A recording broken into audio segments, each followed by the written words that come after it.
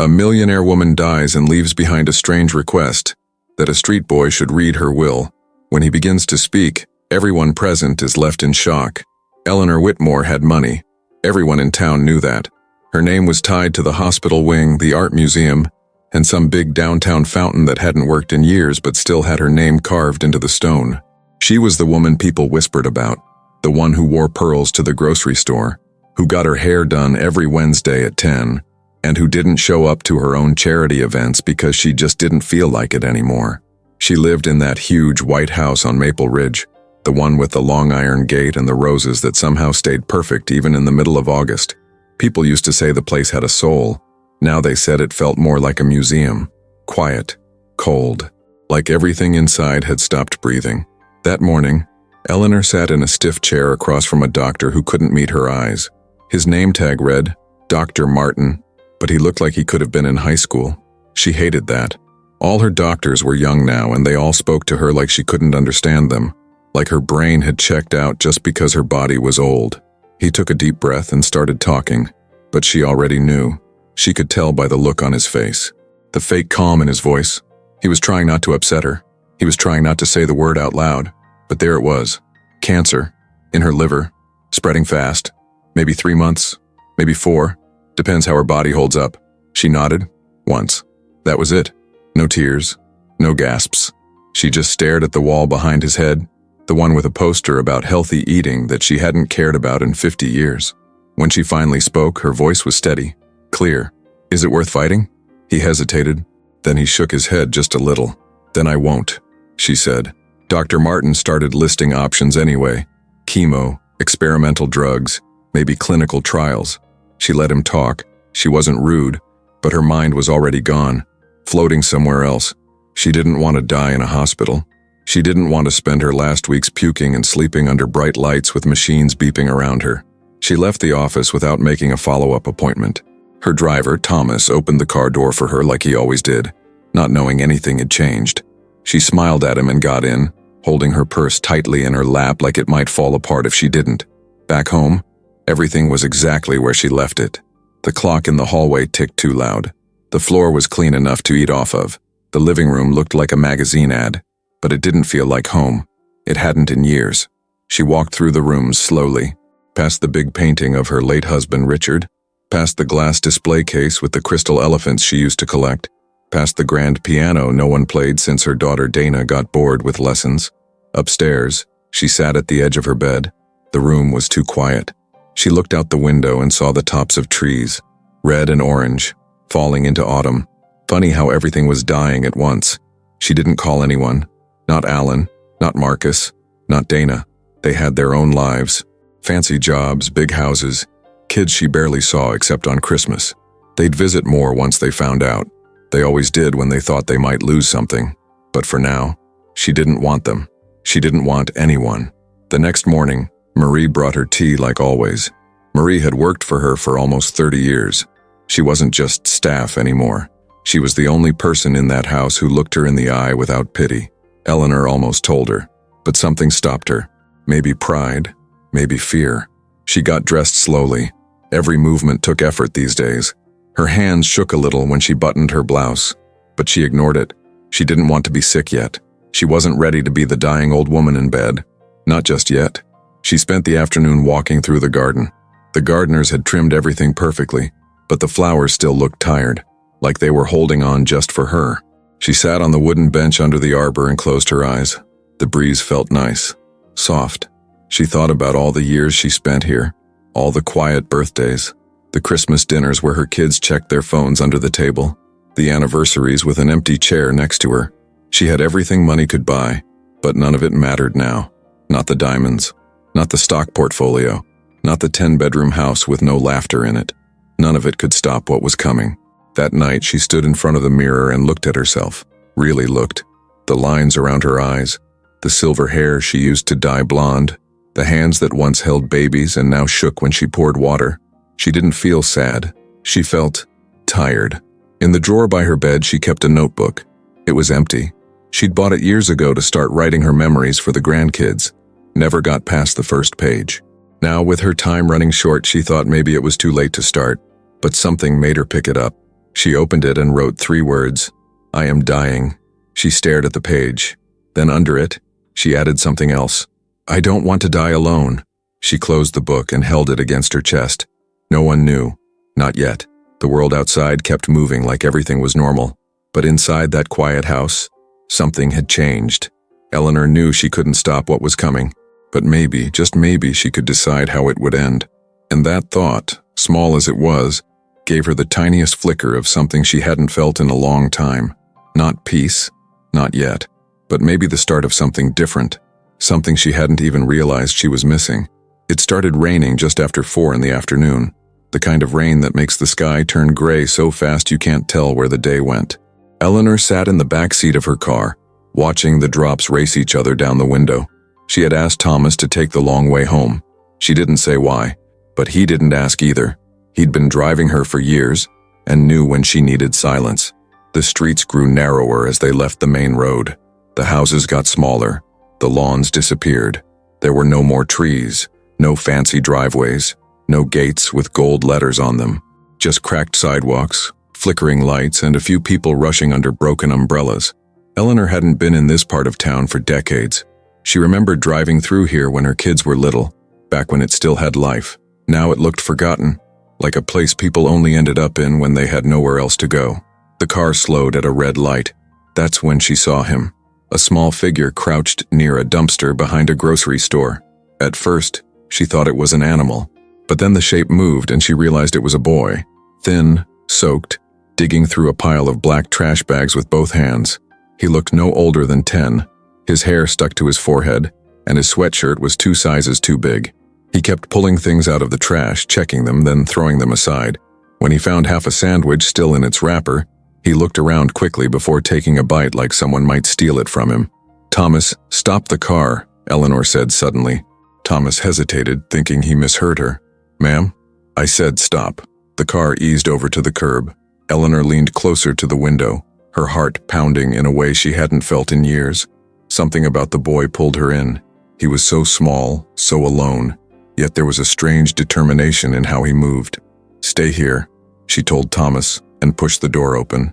The cold air hit her face, sharp and heavy with the smell of rain. She grabbed her coat tighter around her shoulders and stepped out. Her shoes sank into a puddle, but she didn't care. The boy didn't notice her at first. He was too focused on his search. She walked slowly toward him, trying not to scare him.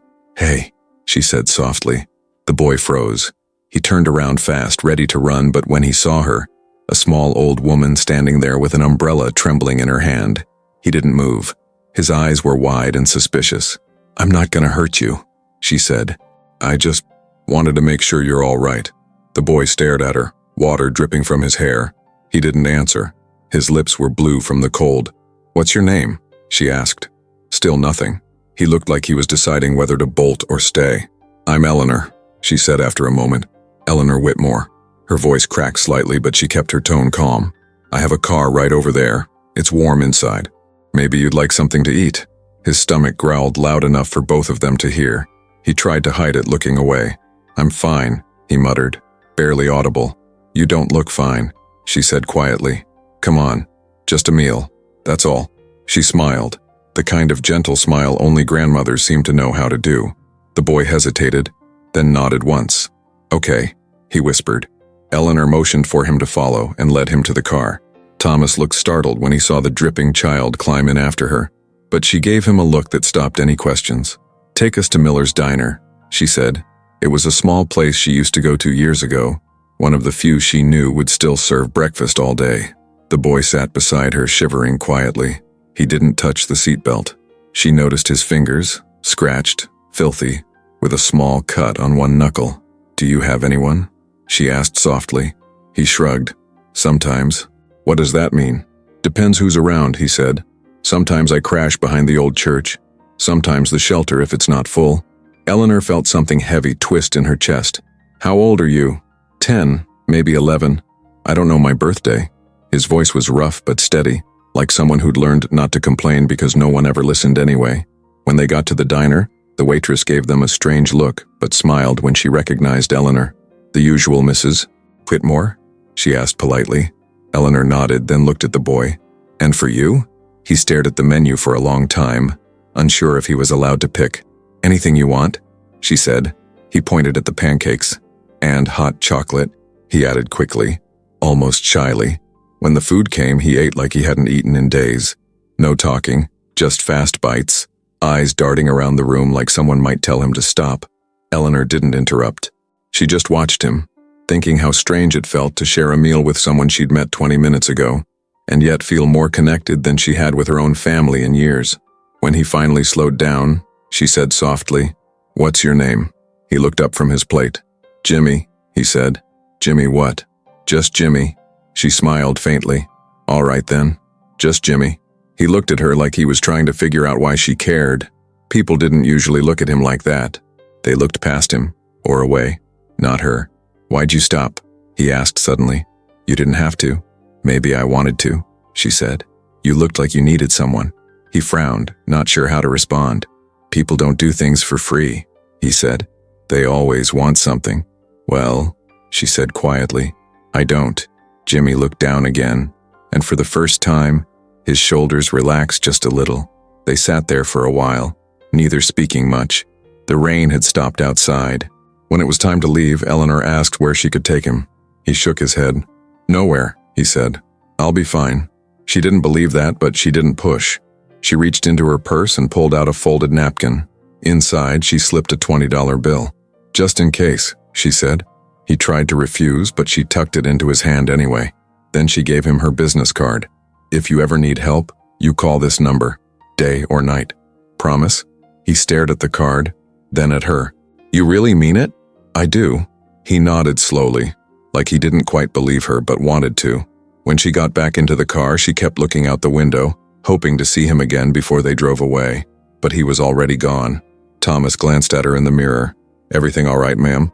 She didn't answer right away. She was staring at the spot where Jimmy had been standing, her hand still warm from where he'd taken the napkin. "Yes," she finally said, her voice quiet. "Everything's fine." But it wasn't. Something inside her had shifted. For the first time in a long time, Eleanor felt something spark awake. Not joy, not yet, but a kind of pull, like she'd just stepped into a moment that would change everything, even if she didn't know how. Eleanor hadn't stopped thinking about him. Even days later, sitting in her usual chair by the big front window, with her tea gone cold and the news playing low on the TV, her thoughts kept going back to that boy, Jimmy. The way he held that sandwich like it was gold. The way he didn't smile, not even once, not even at pancakes. And those eyes, there was something in them. Not just sadness, but something tougher, like the world had thrown everything at him, and he was still standing anyway. She still had his name scribbled on the notepad by her bed. Just Jimmy. No last name, no address, no birthday, no one to call. Just a kid in a soaked hoodie who disappeared before she could say goodbye. Marie noticed the change before anyone else. Eleanor wasn't moving through the day like she used to. She still dressed nice, still wore her perfume, but she wasn't fully there. She was somewhere else. And one morning, after Eleanor sat silent through breakfast, Marie asked, "Are you going to go look for him?" Eleanor didn't answer at first. She just stared down at her toast. But then she said softly, "Yes." She didn't know that boy anything. She knew that. But she also knew what it felt like to be invisible. And something about Jimmy had stirred up a part of her that had been asleep for a long time. The next day, she had Thomas drive her back to the same alley. It was almost the same time, just after 4. The rain had stopped this time, but the clouds still hung low, heavy and gray. The alley looked just as awful. Dumpsters, old cardboard, glass bottles kicked into corners. No one was there. She waited in the car. 30 minutes. An hour. Finally, just as the streetlights flickered on, he showed up. Same hoodie, same quick walk. He kept his head down, but she recognized him right away. She rolled down the window and called his name. He froze again, just like before. Then he looked up. "You came back," he said, almost like he didn't believe it. "I told you I would." He walked over slowly, eyeing the car like it might vanish if he got too close. "Are you hungry?" she asked. He shrugged. "I ate today." That wasn't a no. "Get in," she said. "We'll go somewhere else this time." He looked unsure, but the memory of pancakes was still fresh in his mind. He climbed in. This time they went to a small burger place on the edge of downtown. It was quiet, with a jukebox in the corner and sticky booths. Eleanor watched him devour a double cheeseburger like it might be his last. You always out here alone? She asked gently.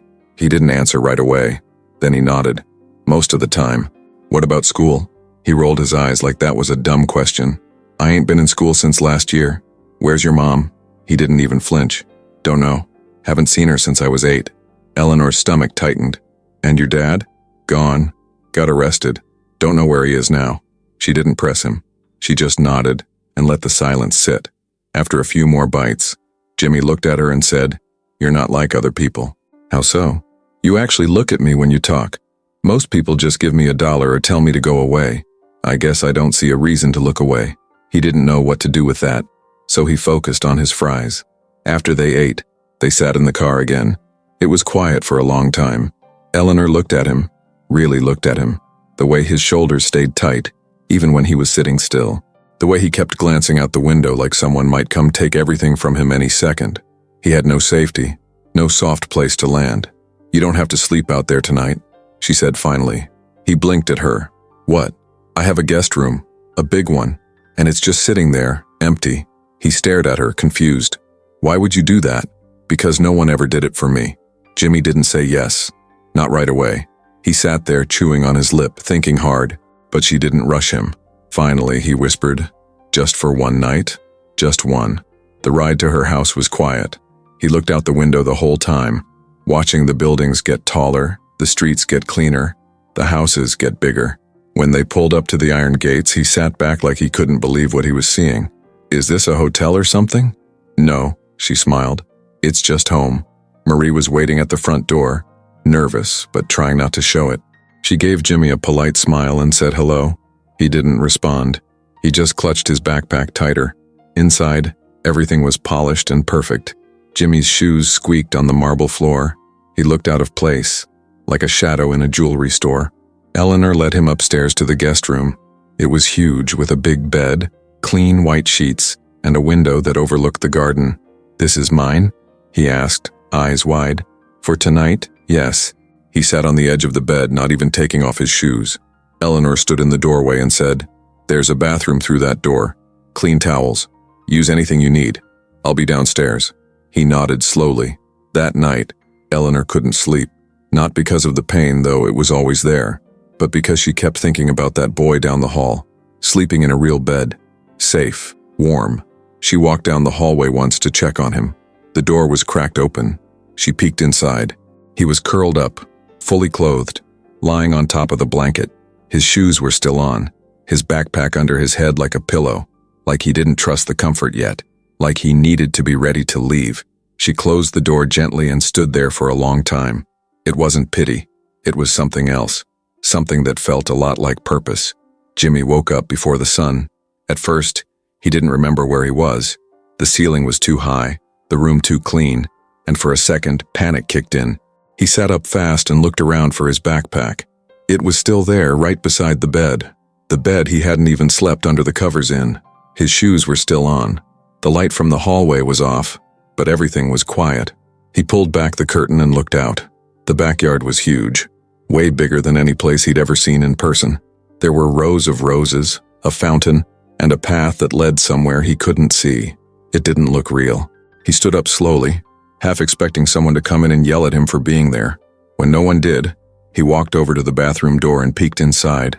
Clean towels, a toothbrush still in the plastic, even little soaps shaped like seashells. He brushed his teeth for longer than he meant to just because it felt good to. Then he washed his face and looked at himself in the mirror. Same face, same tired eyes. But for the first time in a while, he didn't look like a ghost. Downstairs, Eleanor was already sitting at the kitchen table, wrapped in a soft gray cardigan. Marie was placing a plate of toast in front of her. When Jimmy walked in, they both looked up. Morning, Eleanor said gently. He nodded. Morning? Did you sleep all right? He shrugged. Yeah. Marie smiled at him just a little. You hungry? Jimmy paused, then nodded again. She started fixing him a plate right away. Eggs, toast, and a slice of melon. Nothing fancy, but warm and real. He sat across from Eleanor, still unsure where to look. The kitchen was massive. It had one of those big island counters in the middle and cupboards that reached the ceiling. There was a picture of Eleanor's family on the wall. 3 grown-up kids, all dressed up at some event. Jimmy glanced at it but didn't say anything. You can stay a few more days if you want, Eleanor said, watching him. He looked up, surprised. Really? Really? He blinked, confused. Why? Eleanor stirred her tea. Because no one should have to go back to a sidewalk if they don't have to. Jimmy looked down at his plate, not sure what to say. His stomach twisted, not from fear, but from something else. Something he wasn't used to. Trust. The next few days moved slow, but in a good way. He stayed. At first, he just stayed in the room, only coming down for meals. He didn't ask for anything, didn't touch anything that wasn't his. Marie offered to wash his clothes, and he gave her his sweatshirt and 2 shirts from his bag. Everything was worn, thin, and full of holes. Eleanor noticed he always checked the doors before going to bed. He made sure they were locked. Always listened carefully when someone was walking around the house. She wanted to ask questions, but she didn't want to scare him. He was like a stray cat. Curious, maybe even a little hopeful, but not ready to believe he was safe yet. On the 3rd day, Eleanor found him sitting on the steps by the back door staring at the garden. "You can go outside, you know," she said. He turned around, caught off guard. "Really? Of course. It's yours too while you're here." He stood up slowly and walked out onto the grass like it might vanish under his feet. He walked the whole backyard, ran his hands over the flowers, stared at the fish in the little pond. He even found a baseball in the bushes and started tossing it up and catching it. He smiled, just a little, and Eleanor saw it from the window. Her chest got tight. It had been so long since a real smile filled that backyard. That evening they watched TV together. She let him pick the show and he chose an old cartoon she'd never heard of. He laughed once, at a scene with a talking dog, and she laughed too, not because it was funny, but because he sounded like a kid for the first time. "Where'd you learn to take care of yourself like that?" she asked during a commercial break. He shrugged. "I just had to." "Did no one ever help you?" "Some people tried, but they always left." Eleanor didn't say anything, but she thought about that all night. How many people had failed this boy? How many times had he packed up and left, expecting disappointment? Later that week, she found him in the kitchen, helping Marie unload groceries. He didn't say much, but he carried every bag without being asked. Marie smiled at him, handed him a banana, and said, "For all your hard work." He grinned, a full grin this time, big and goofy. After lunch, Eleanor asked if he wanted to see something. She led him into a room at the far end of the house. It was full of toys, books, and old furniture. Dust covered everything. "My grandkids used to play in here," she said. "Haven't touched it in years." Jimmy walked around slowly, picking up an old baseball glove, flipping through a comic book. He stopped in front of a race car set and looked at it like it was made of diamonds. "Can I?" "Of course." He spent the next hour setting it up. Eleanor sat in the armchair, watching, her legs too tired to stand for long. She didn't say much, just let him have the moment. When he finished, he looked over at her, like he was waiting for her to take it away. Instead, she smiled. "You can keep it set up if you want. It's your room now." He stared at her. "Mine?" She nodded. "If you want it." Something in his face changed then. It wasn't joy, not exactly. It was more like shock mixed with something deeper, maybe the feeling of not being thrown away for once. That night, when Eleanor was getting ready for bed, she found a small piece of paper tucked under her bedroom door. It was messy, written in pencil, probably rushed, but the words were clear. "Thanks for not giving up on me." She held it for a long time before placing it in the top drawer of her nightstand. And for the first time in months, when she laid down, she didn't feel afraid of what was coming. She felt like she wasn't alone anymore. It happened on a Thursday. Eleanor was sitting on the porch, wrapped in her soft gray blanket, the same one she used when the pain got worse. The sun was low, and the air smelled like freshly cut grass. Jimmy was at the end of the yard kicking a soccer ball by himself. He wasn't very good at it, but he didn't care. He chased it with everything he had, laughing when it bounced the wrong way or rolled down the hill. She watched him for a long time, not like someone watching a kid, more like someone watching a heartbeat. That's when the idea hit her. It didn't arrive like a normal thought. It dropped on her like a weight, one she hadn't expected, one she didn't know what to do with at first. But once it landed, it didn't go away. It just sat there, growing heavier by the second. What if she adopted him? The words didn't even sound real in her head. It was the kind of thing that made sense in a movie or a book. Not here, not at her age, not with everything going on inside her body. She wasn't strong enough to raise a child. That's what people would say. And technically, they'd be right. But she didn't want to raise him. She just wanted him to have someone, to belong to someone. She sat with that idea for a while, the blanket tucked tight around her. She didn't say it out loud. Not to Marie, not to Thomas, not to Jimmy. Just her and that impossible idea, floating quietly between her ribs. Later that night, she went into her office, the one her late husband used to sit in every evening, back when life was louder and fuller. She sat at his old desk and opened her drawer, pulling out a worn folder where she kept all her personal paperwork, health records, insurance info, and the name of the lawyer who handled the family's estate. She stared at the lawyer's card for a long time. Her hand shook a little as she picked up the phone and dialed.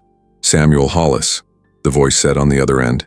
Sam, it's Eleanor Whitmore. He sounded surprised but polite. Mrs. Whitmore, always a pleasure. What can I do for you? I have a question, and I don't want any judgment, just an answer. Of course. How difficult would it be for me to legally adopt a child? There was a pause. She could hear him adjusting in his chair. Well, I suppose that depends on a few things. Your age, your health, the child's background. I already know my age is a problem, she interrupted. And my health, well, let's just say it's complicated.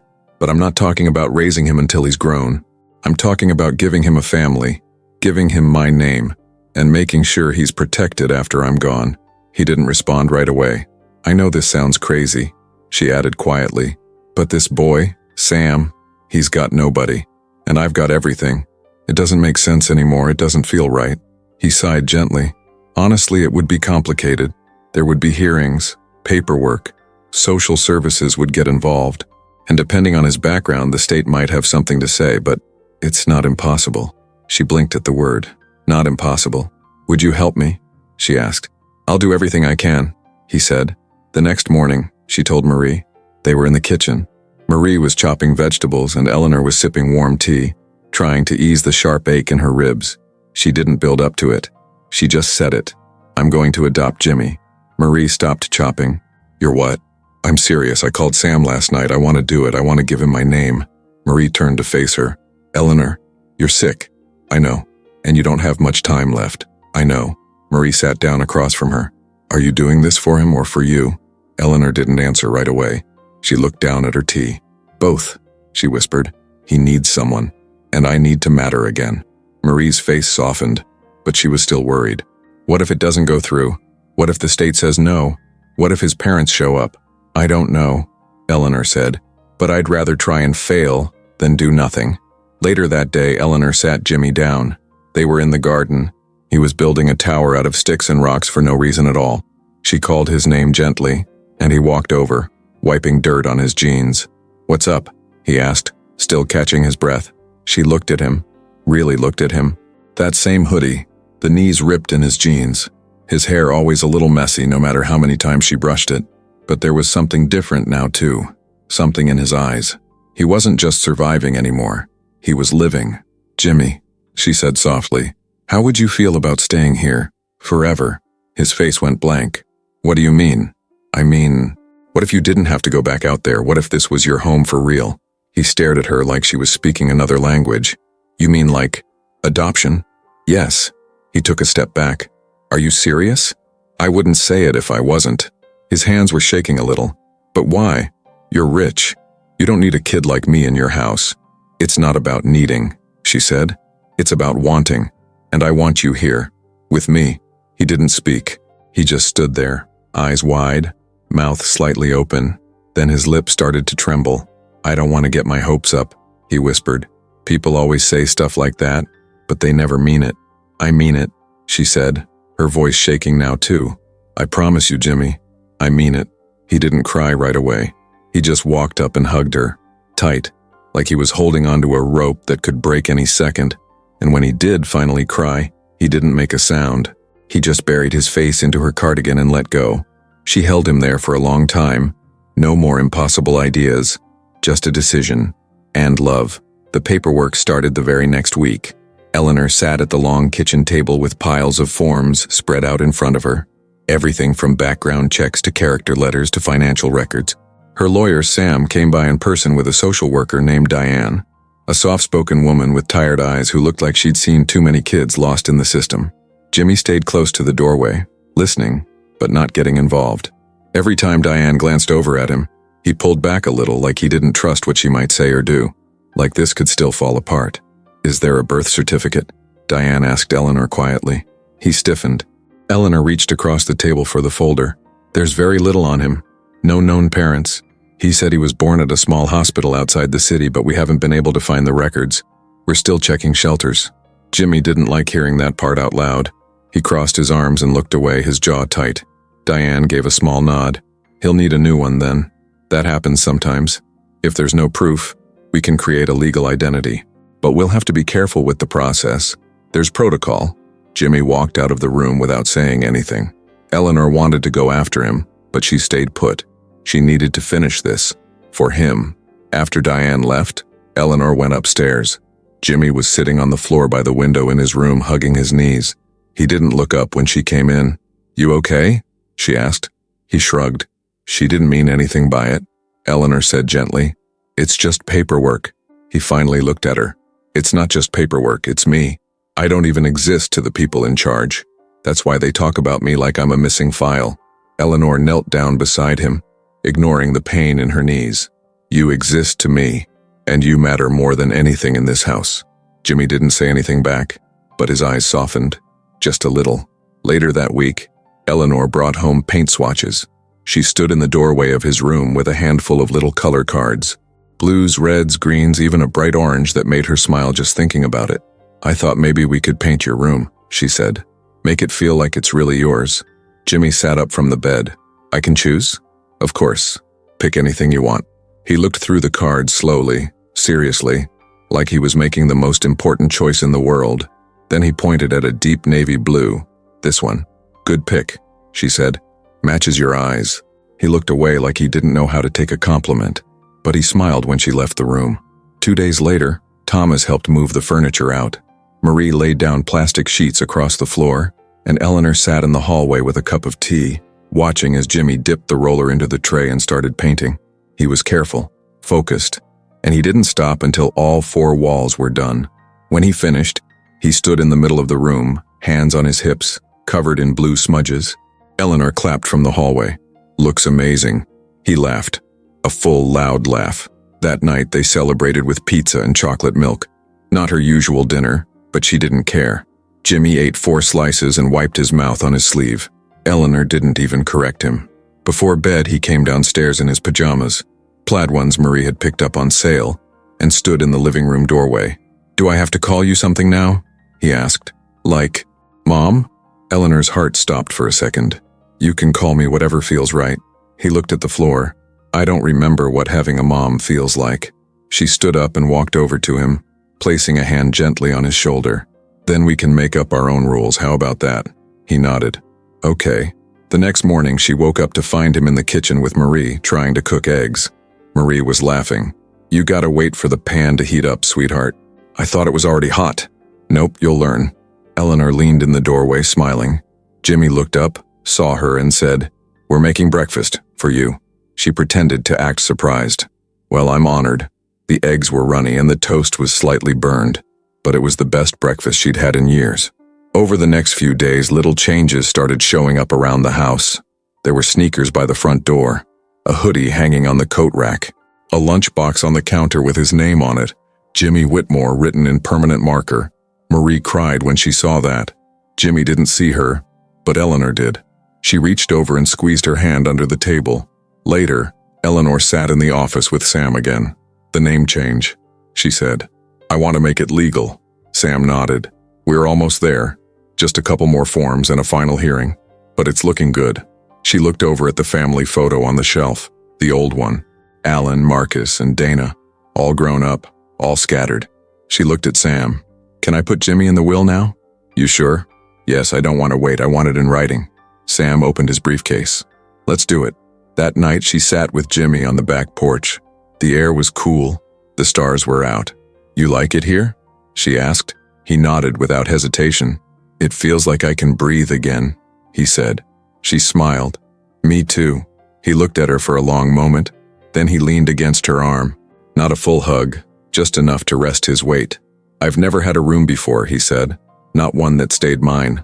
Well, she said softly, this one isn't going anywhere.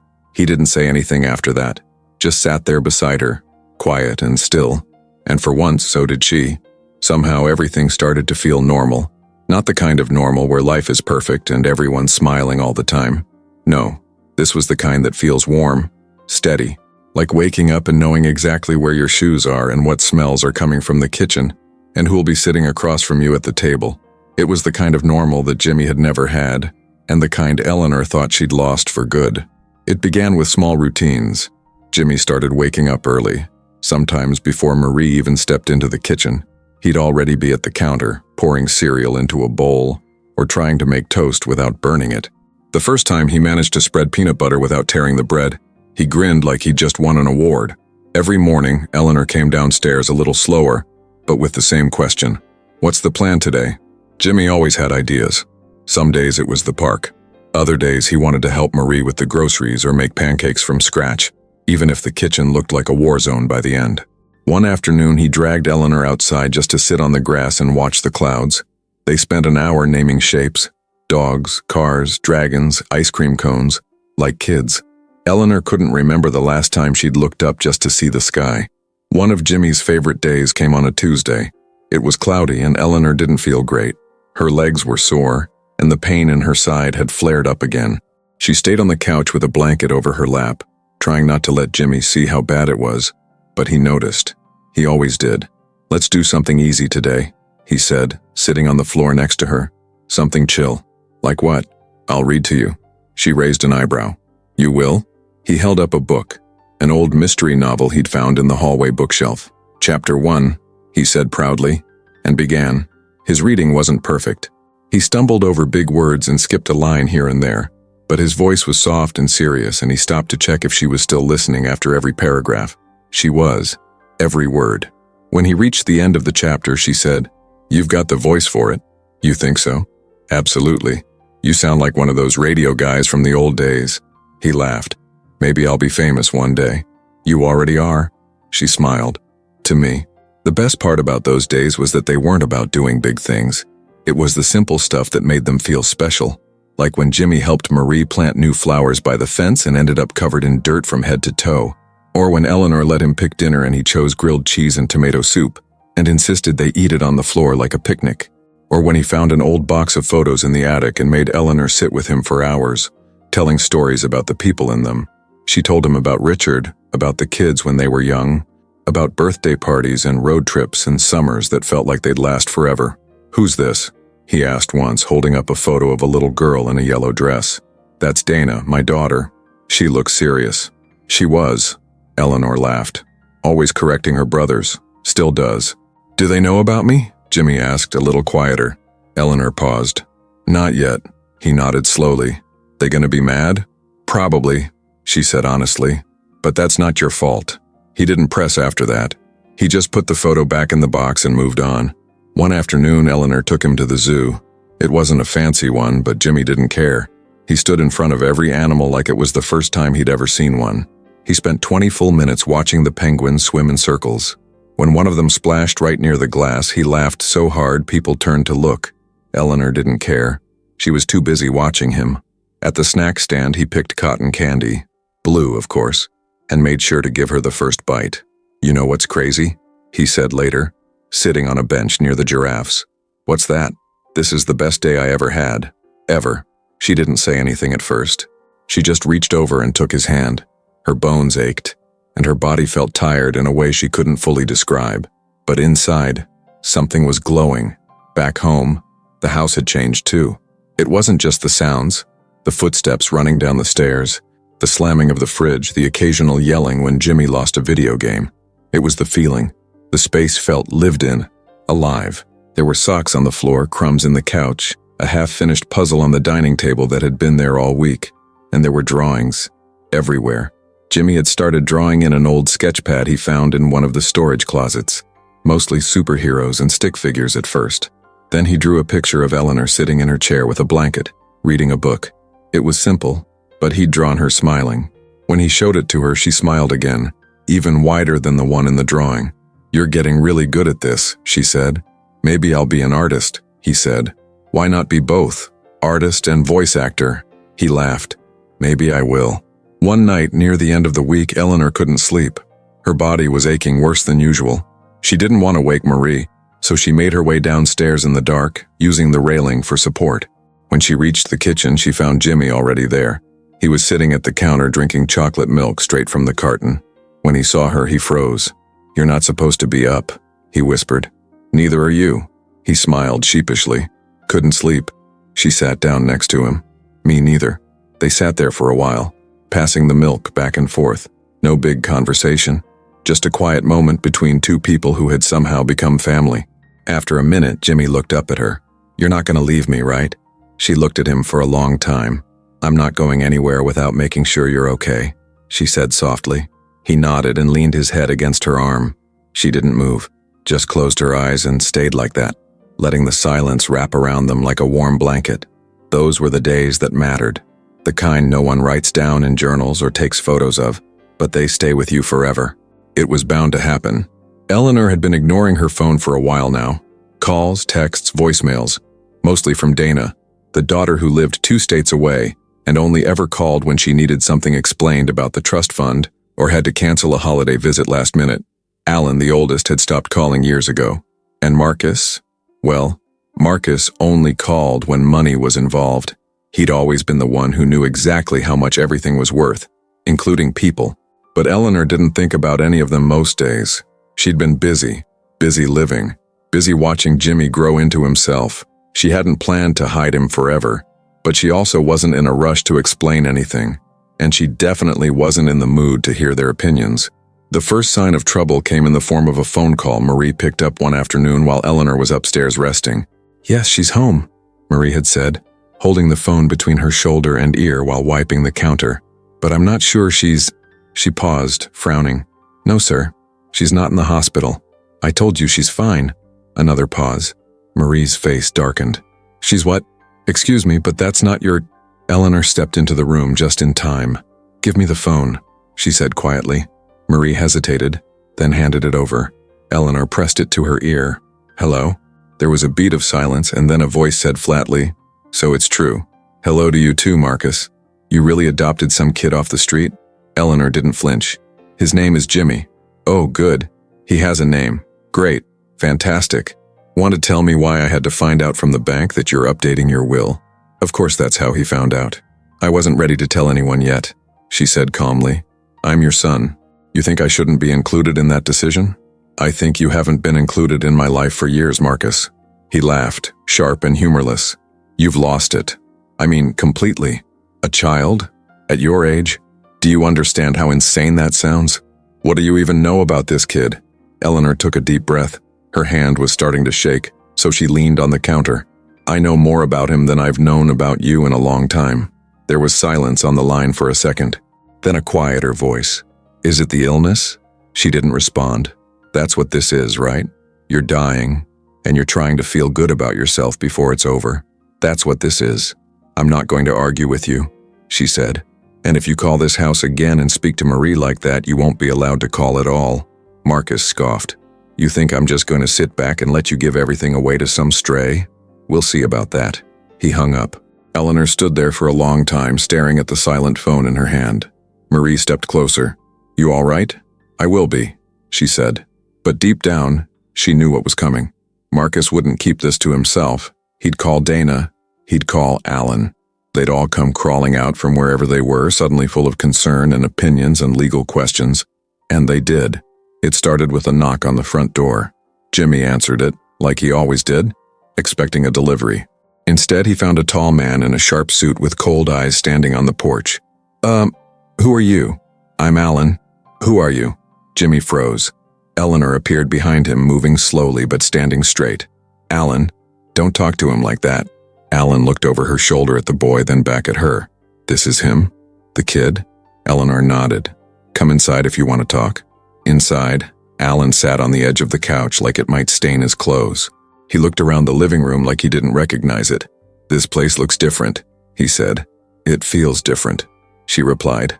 He glanced at Jimmy, who was now sitting quietly at the far end of the room, gripping a pillow like a shield. "Why didn't you tell us?" Alan asked. "Because I knew how you'd react." "I'm not Marcus," he said. "No, but you're not that far off." Alan sighed. "Look, I get it. You're lonely.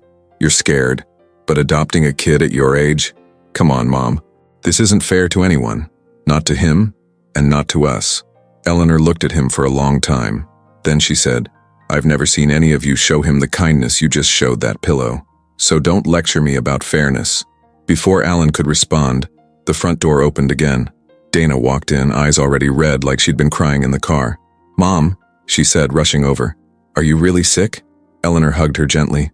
Yes, honey, I am. Dana sat down, her face tight and overwhelmed. She looked at Jimmy, then quickly looked away. Why didn't you tell us? I was trying to find the right time. And him? She said quietly. You just brought a child into the house like we're not even your family anymore? You weren't here, Eleanor said. He was. Dana's eyes filled with tears. So what now? You're giving him everything? Just replacing us like that? No one's being replaced, Eleanor said. But you all left. You built your lives without me. I accepted that. But I'm allowed to build something too. Marcus showed up that evening, of course. Always last. Always loud. He walked in with a smirk that made Jimmy instantly hate him. There he is, Marcus said. The golden child. Don't, Eleanor warned. Oh, come on, let's be honest here. This isn't about family, this is about guilt. You're trying to fix something before you die, and you picked him to do it. Eleanor stood up, slower than she used to, but firm. You don't get to come into my house and talk about him like he's nothing. Marcus crossed his arms. You going to cut us out of the will? I'm not discussing the will with you. Jimmy stood up then, quietly. I didn't ask her for anything, he said. Everyone looked at him. I didn't even want to stay here at first, but she helped me, when nobody else did. Eleanor looked at him with pride in her eyes. You don't have to like me, Jimmy said to them all. But don't pretend like you've been here, you haven't. The room went quiet. Alan looked down. Dana wiped her eyes. Marcus just scoffed and walked out. Eleanor sat back down, exhausted. Jimmy walked over and sat beside her. You okay? He whispered. She nodded. I will be. And from that day forward, the quiet peace they had built together was gone. The family had woken up. And now, everything was about to change. Marcus never said things straight out. He didn't yell. He didn't curse or throw punches or make wild scenes. That wasn't his style. Marcus was the kind of person who smiled with his mouth, but not his eyes. He spoke calmly, with long pauses, like everything he said had been thought through 100 times. And when he wanted to hurt you, he did it with quiet words that stayed in your head long after the conversation was over. He didn't show up again for days after that night in the living room. Eleanor wasn't surprised. Marcus never liked confrontation unless he was the one controlling it. And that night he hadn't been in control. Jimmy had spoken. Dana had cried. Alan had looked at the floor like a guilty kid. Marcus didn't like being outnumbered. Not by people, not by emotions. But just because he wasn't at the house didn't mean he wasn't working. One afternoon, Eleanor was in her study going through some files when her phone rang. It was Sam, her lawyer. I got a call this morning, he said. From someone at the courthouse. Marcus filed a request for an inquiry. Eleanor leaned back in her chair. An inquiry? He's questioning the adoption, legally. Said it's happening too fast and you're unfit to make that kind of decision. She didn't answer right away. Her hand was shaking again, but she kept her voice calm. He's using my illness against me. Yes, Sam said. He is. Eleanor closed her eyes. Can he stop it? Not easily, Sam said. It'll be a fight. He's pushing for a mental competency hearing. Wants a doctor to evaluate you. Eleanor let out a long, quiet breath. Of course he does. That night she didn't sleep much. Neither did Jimmy. He came into her room sometime after midnight, holding a blanket and looking unsure. I had a weird feeling, he said. Like something bad's coming. She patted the bed next to her. It is, she said honestly. He climbed in without asking more. The next morning Marcus called. He didn't waste time. I'm doing what's best for the family, he said. No, you're doing what's best for your bank account. You don't think I have a right to protect what's mine. It was never yours, she said calmly. You were born into something you didn't earn, and you've done nothing but chip away at it ever since. Marcus didn't argue. He just shifted gears like he always did. I'm trying to help you, he said. You're making emotional choices. You're sick. You're scared. That boy, he's playing you. Eleanor's voice hardened. He's not playing me.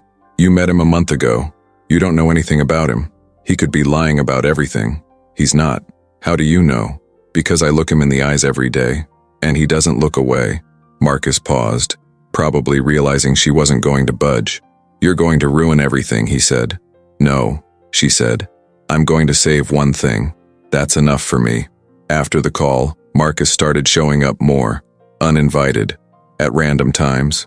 He'd park his expensive car in the driveway, walk through the front door like he still lived there and act like he was checking on her, asking fake questions about her health, pretending to care, but everyone could feel it. The air in the room got tight when he was around. Jimmy stayed quiet. Marie barely spoke. Even Thomas looked annoyed every time Marcus walked in. One morning, Eleanor caught him snooping in her office. "What are you doing?" she asked. He turned slowly. "Just looking for the insurance paperwork. You haven't had access to that in years." He smiled. "Old habits, I guess." She stepped between him and the desk. "Don't test me, Marcus." He didn't say anything. He just smiled again and walked past her like nothing had happened. But Eleanor knew what he was doing. He was looking for something to use. And he found it. 3 days later, a woman from Adult Protective Services came to the house. Her name was Karen Mills, and she brought a clipboard, a badge, and a polite but stiff smile. "I received a report," she said, "about potential elder vulnerability, due to recent decisions you've made." Eleanor sat across from her in the sitting room. Jimmy was upstairs. Marie stood nearby, arms crossed. "Let me guess," Eleanor said. "My son Marcus filed it?" Karen didn't confirm, but she didn't deny it either. "I just need to ask a few questions," she said. "Ask whatever you want." It wasn't a long visit. Karen asked if Eleanor knew what medication she was on, what her finances looked like, and how long she'd known Jimmy. She wrote everything down. Her tone wasn't cruel, but it was cold, the kind of tone people use when they've already made up their mind. When she left, Eleanor sat quietly in the empty room. Marie walked in and said, "He's trying to break you down." Eleanor nodded. "I know." But she didn't look tired. She looked ready. The next morning she called Sam and said, "Let's move faster. I want Jimmy's name changed officially, and I want the will locked down. No changes after this." Sam agreed. Marcus didn't stop. He called Dana, called Alan, sent emails to the board of trustees who oversaw the family's investments. He wanted them all to believe she was slipping, losing her grip, being manipulated by a boy who didn't belong. But not everyone bought it. Dana called Eleanor crying one night. "I don't know what to believe," she said. "But he's getting cruel." Eleanor didn't say much. She just said, "Follow your heart, Dana." That's what I did. As for Jimmy, he kept his head down. He didn't ask questions. But at night, after the house got quiet, he'd come sit with Eleanor in her room. "Is he gonna stop us?" he asked once. She took his hand. "No," she said. "He's going to try, but he's already too late." And in that moment, Jimmy believed her. Even with all the pressure, even with the whispers, even with Marcus circling like a shark, he believed her. Because sometimes the people who try to tear you down forget the one thing that really matters. You can't scare someone who already made peace with what's coming, and you can't take away something built with love. There were good days, and then there were harder ones. The good ones still had laughter, pancakes, silly games, and warm afternoons spent in the garden. But even during those moments, something had started creeping in. Something quiet, something heavy. The pain had gotten worse. Eleanor didn't talk about it, but Jimmy noticed. He always did. He'd spot her sitting too long in one spot, or see her wince when she thought no one was watching.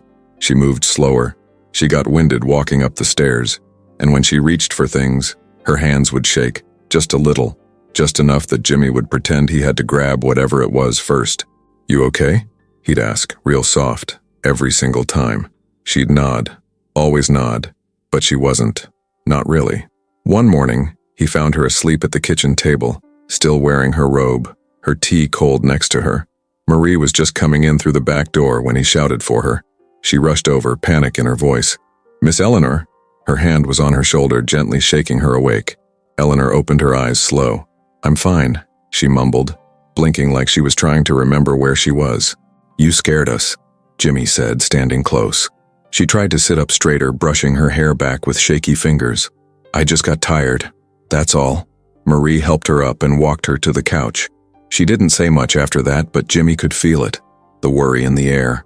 Later that afternoon, he overheard Marie on the phone talking to Eleanor's doctor. She wasn't even trying to hide it. "She's getting worse," Marie said. "The pain's stronger. She's sleeping less. And she won't let me call hospice yet." Jimmy didn't know what hospice was, not exactly, but the way Marie said it, soft and careful, made him feel sick in his stomach. He started staying close after that, really close. He followed her around the house, helped her sit down, helped her stand up. He made her tea without asking, drew little cartoons to tape to her bathroom mirror, wrote her notes that said things like, "Drink water, Miss Ellie," or "Your favorite blanket's in the dryer." She pretended not to notice, but she kept every single note. One night, Eleanor called Jimmy into her room. She was sitting up in bed with a notebook in her lap. The room was quiet, only the ticking of the clock on the nightstand. The lights were dim, and her face looked tired, not the kind of tired that sleep could fix. "Come here," she said. He climbed up on the bed beside her. "I need you to do something for me," she said, handing him the notebook. He looked at the cover. It was plain black, no writing on it. "What is this?" "I've been writing things down," she said. "Little things, stories, letters, stuff I want you to have." He opened it to the first page.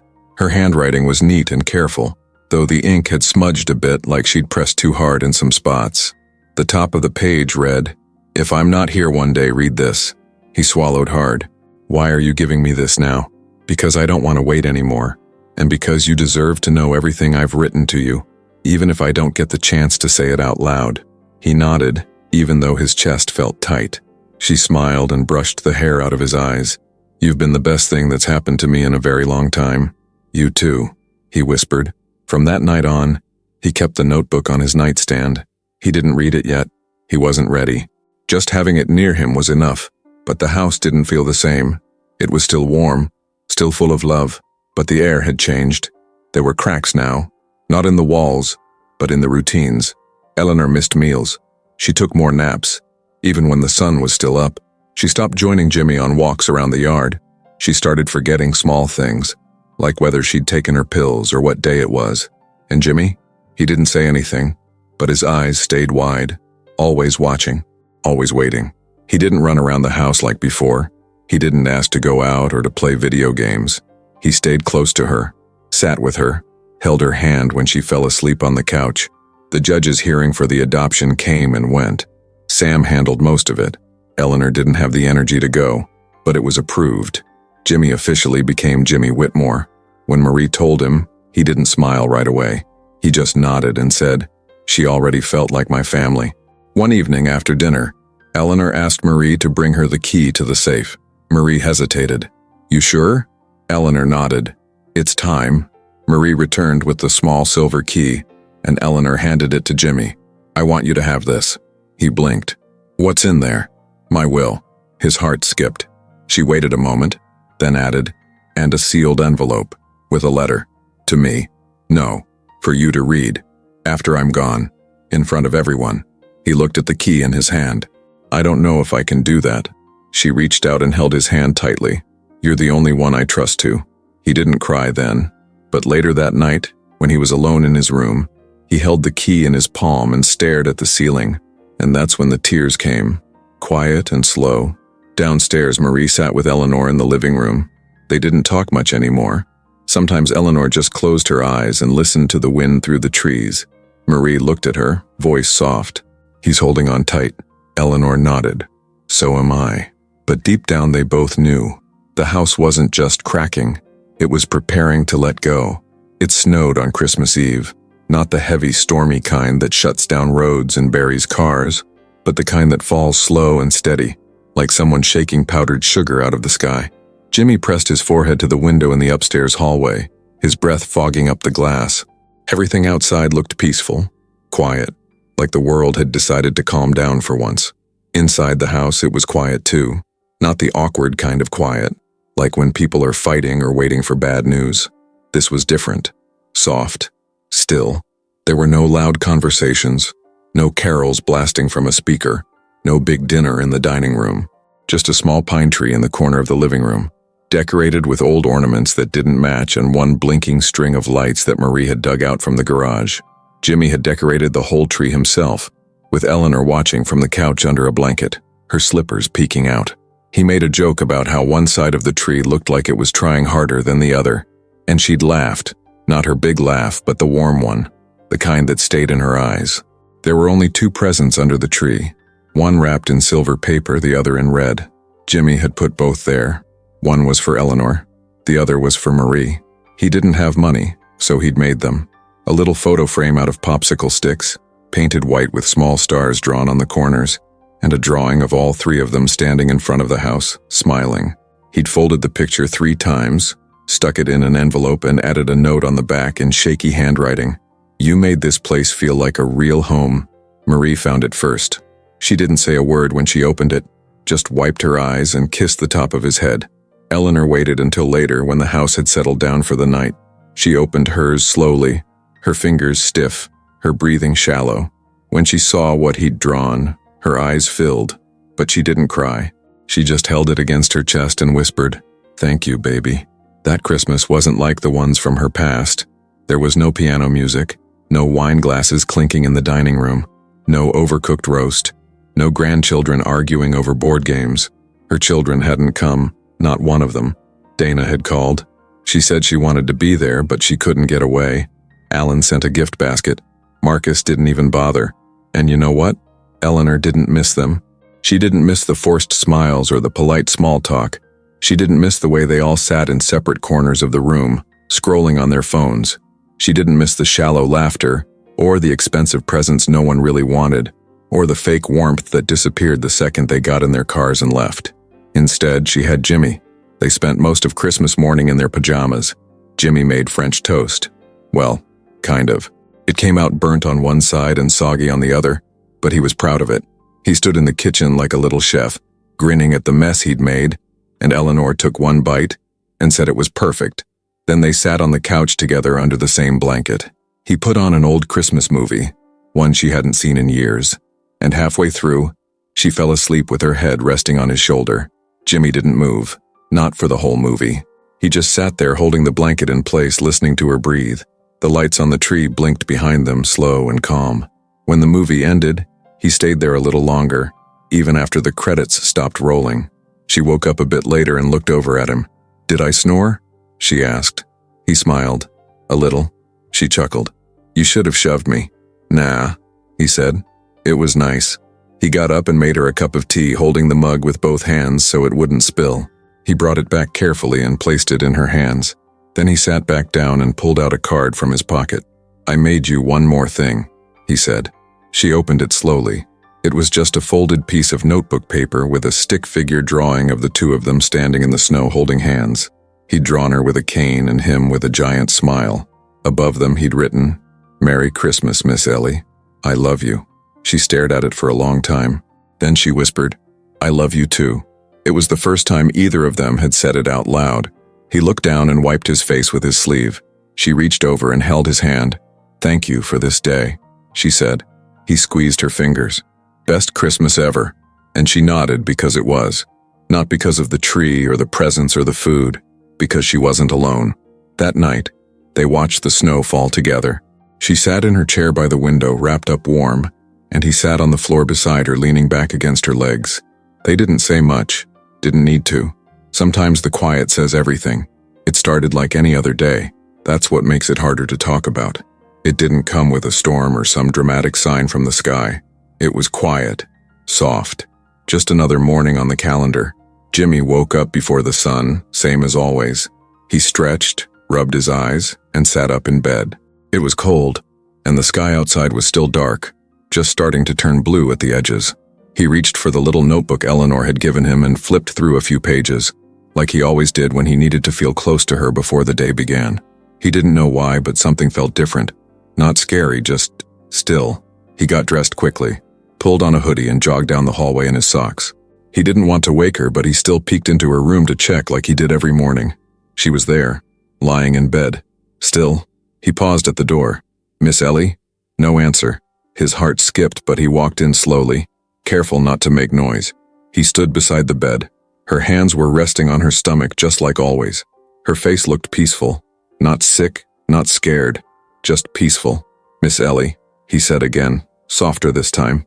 She didn't open her eyes. He leaned down, touched her hand gently. It was cool, not cold, just cool. He stood there for a long time, staring at her face, waiting for her chest to rise again, waiting for that tiny breath. The one he always noticed when he thought she was sleeping too still. But it didn't come. He didn't panic. He didn't scream. He didn't cry right away either. He just stood up, walked to the hallway, and called for Marie. "Marie," he said, his voice small. "Can you come here, please?" She came out of the kitchen, drying her hands on a towel, smiling at him like she always did. Then she saw his face, and the smile disappeared. When she walked into the room, she already knew. She didn't even need to check. She just moved slowly to the bedside and reached for Eleanor's hand, held it, closed her eyes. Jimmy stood in the corner, watching. He didn't know what to do. Marie turned to him and opened her arms, and that's when he finally broke. He walked straight into her and cried hard. She held him tight, rocking him gently, whispering, "It's okay, baby, it's okay, I've got you." But it wasn't okay. Not even close. The rest of the morning passed in slow motion. Marie called the doctor, then the lawyer, then the funeral home.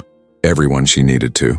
She moved through the motions like she'd done it before, like her body knew what to do even if her heart didn't. Jimmy sat on the edge of the stairs for a long time, just staring at the floor. He didn't say much. Didn't touch his cereal when Marie put a bowl in front of him. Didn't answer his phone when Dana called twice and then again. He just sat there, holding the key Eleanor had given him days earlier, like it was the only thing keeping him upright. By mid-morning, the house was filled with silence. A different kind of silence.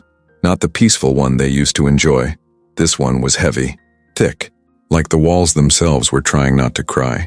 The nurse from the clinic came by, a soft-spoken woman with warm eyes who gently confirmed what they already knew. She went in her sleep, she said. No pain, no struggle, just rest. Jimmy nodded, but didn't look at her. Marie stayed close. She brought him tea instead of hot chocolate, sat with him on the couch but didn't say much. Just stayed. That's what he needed. Later in the day, the lawyer, Sam, arrived. He hugged Marie first, then walked over to Jimmy. "I'm so sorry," he said, kneeling down so they were eye level. "She cared about you more than anything. You know that, right?" Jimmy nodded. He couldn't talk. Sam placed a hand on his shoulder. "She wrote everything down. She left instructions. We'll take care of it all." Jimmy finally looked up. "She said I'm supposed to read the letter. At the will thing." Sam nodded. "You will. I'll make sure of it." That night, Jimmy sat on her bed, holding the little photo she kept on her nightstand, the one of them in the garden. She had tucked it inside a plain wooden frame. No decoration, no silver edges, just the photo. In the picture, they were sitting on the bench near the rose bushes. Eleanor was laughing, full-on laughing with her head tilted back. Jimmy was next to her, mid-sentence, one hand in the air like he was telling a story. He didn't even remember what he was saying when the picture was taken, but he remembered the laugh. He'd never forget it. He looked around her room. The book she'd been reading was still on the nightstand. The slippers were by the bed. Her cardigan was draped over the chair. Everything looked the same, except her. She was gone. Before bed, Marie knocked softly on his door. "I'll be downstairs if you need me," she said. He nodded. Then he reached for the notebook again, opened it to the next blank page, and in big, careful letters he wrote, "I love you, Miss Ellie. I hope you saw the snow." Then he closed it and turned off the light. The house was quiet again, but not empty. She was still there, in every room, in every breath. The day of the will reading felt colder than it should have. The sky was clear, the sun was out, but nothing about the morning felt warm. Jimmy sat in the back seat of Sam's car, holding the small sealed envelope Eleanor had left behind, the one she told him he'd have to read himself. He kept staring at it like it might disappear if he blinked. Marie had offered to come, but Jimmy told her it was okay. "You've done enough," he said quietly. "This part, I think she wanted me to do alone." She understood. She hugged him tight at the door and whispered, "She'd be proud of you." Then she kissed the top of his head and sent him off like a mother would. Sam glanced at Jimmy through the rearview mirror as they pulled up outside the courthouse. "You good?" Jimmy nodded. "Nervous?" "Me too," Sam said, smiling a little. "But don't worry. No one can touch what she's put in place. You just read the letter like she asked. I'll handle the rest." Inside, the courtroom wasn't packed, but the people who mattered were all there. Dana sat stiffly in the front row, holding a tissue she hadn't used yet. Alan sat beside her, arms crossed, not speaking. Marcus stood near the back, hands in his pockets, pacing slowly, like he was too important to sit with everyone else. He didn't even look at Jimmy when he walked in. Jimmy sat at the front next to Sam. The judge hadn't arrived yet, and the room buzzed with low conversation. Most of it stopped when people noticed him. A few whispered, eyes flicking toward him with looks that weren't exactly kind. He tried to ignore it. He gripped the envelope tighter in his hand. The judge came in right at 10 o'clock, a tall woman with sharp eyes, and a voice that didn't mess around. "This is the reading of the final will and testament of Eleanor Whitmore," she said, her tone clear and calm. "Before we begin, I have been given special instructions. The deceased left behind a letter that she wished to be read aloud, not by legal counsel but by her adopted son, Jimmy Whitmore." The room reacted all at once. Marcus scoffed. Dana turned sharply in her seat. Alan whispered something under his breath, but the judge didn't give them a chance to object.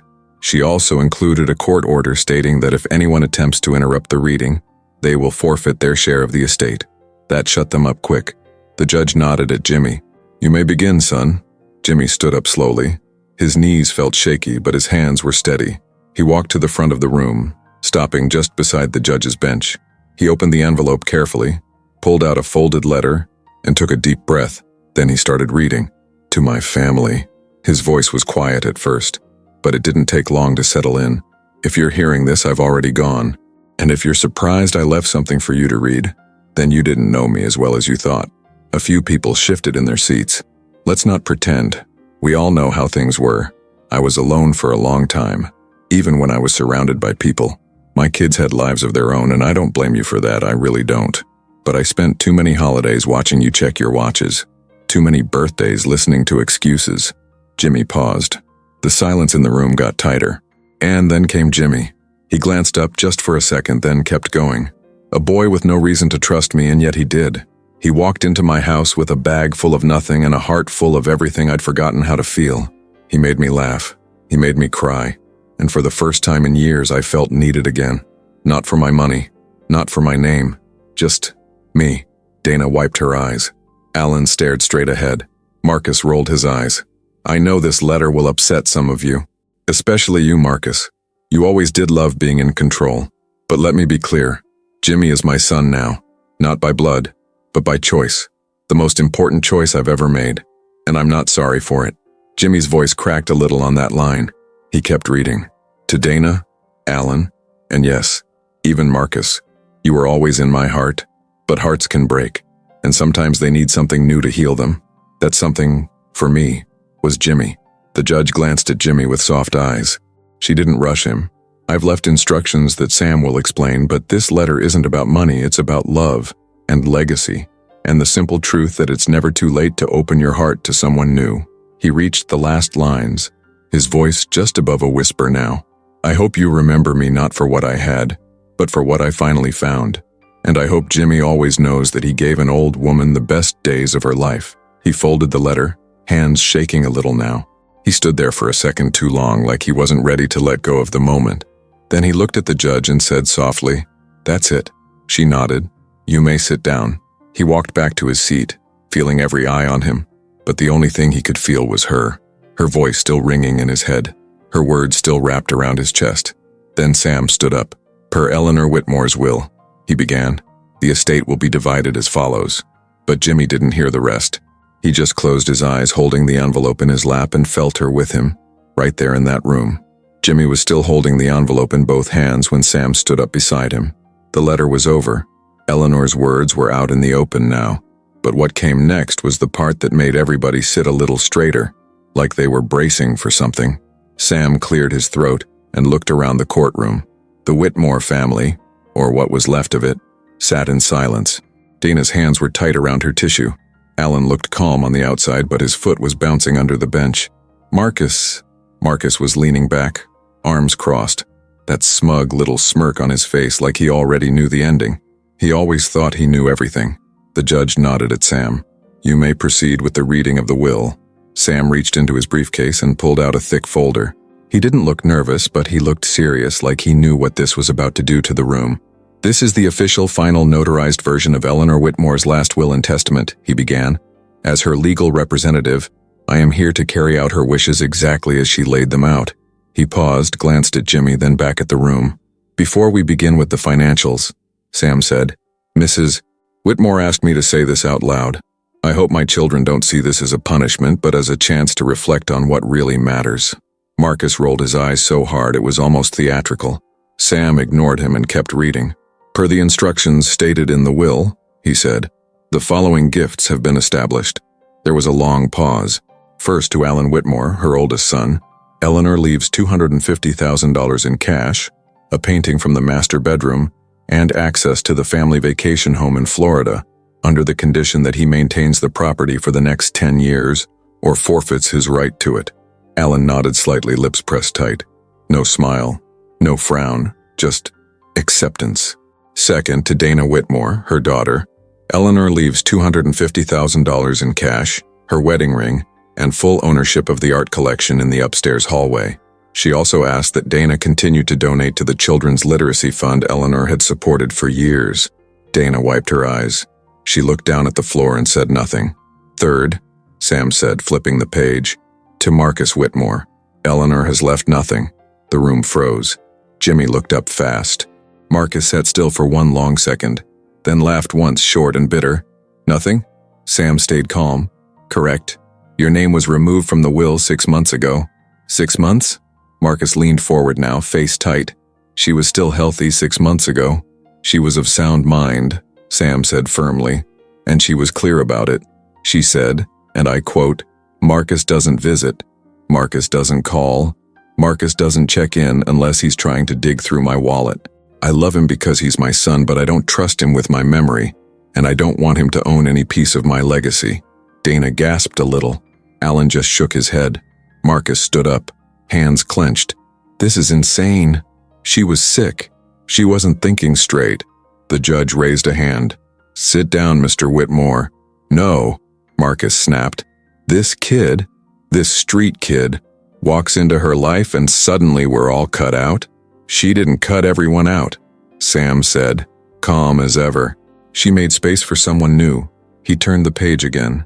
To Jimmy Whitmore, her legally adopted son, Sam said, voice steady, Eleanor leaves the following: the family estate, all its contents, and full rights to the Whitmore Foundation, a charity fund she established 2 months before her death to support housing, education, and legal aid for homeless youth. Jimmy blinked. His hands were shaking now. She left him everything? Marcus barked. You've got to be kidding me. Sam raised his voice now, the first time he'd sounded anything but calm. She left him what was hers to give, and she gave it with intention. She didn't ask for your permission. She didn't need it. Dana covered her mouth. Alan let out a breath like he'd been holding it the whole time. Jimmy just stared at the table. He wasn't smiling. He didn't look proud. He looked stunned. There's more, Sam said gently. She also wrote a final note, one that wasn't part of the official will but was meant to be read aloud by Jimmy. Everyone turned to look at him. Sam leaned in. You ready? Jimmy hesitated, then slowly nodded. He reached into his pocket and pulled out a second envelope, the one that had just said for them. He opened it with both hands and unfolded a short letter. He didn't speak right away. Then, his voice low, he started to read. To my family, and I still call you that even if it doesn't feel like it today.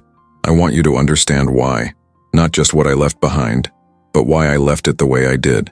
He looked up for a second, then kept going. Jimmy didn't ask for anything. He didn't beg or expect or push. He just sat with me, day after day. He brought me water when I was hurting. He listened when I couldn't sleep. He held my hand when I was scared to die. He reminded me I was still a person, not just an old lady waiting to be gone. Jimmy's voice cracked, but he kept reading. You were my children. I carried you, raised you, gave you everything I could. But somewhere along the way, we stopped being close. I don't hate you for that, but I can't pretend it didn't hurt. And I couldn't let that hurt be the last thing I left behind. He swallowed hard. Jimmy gave me peace. That's why I gave him a future. I hope someday you can understand that. And I hope you choose to be part of that future instead of fighting it. I hope you grow close again. Not to me, but to each other.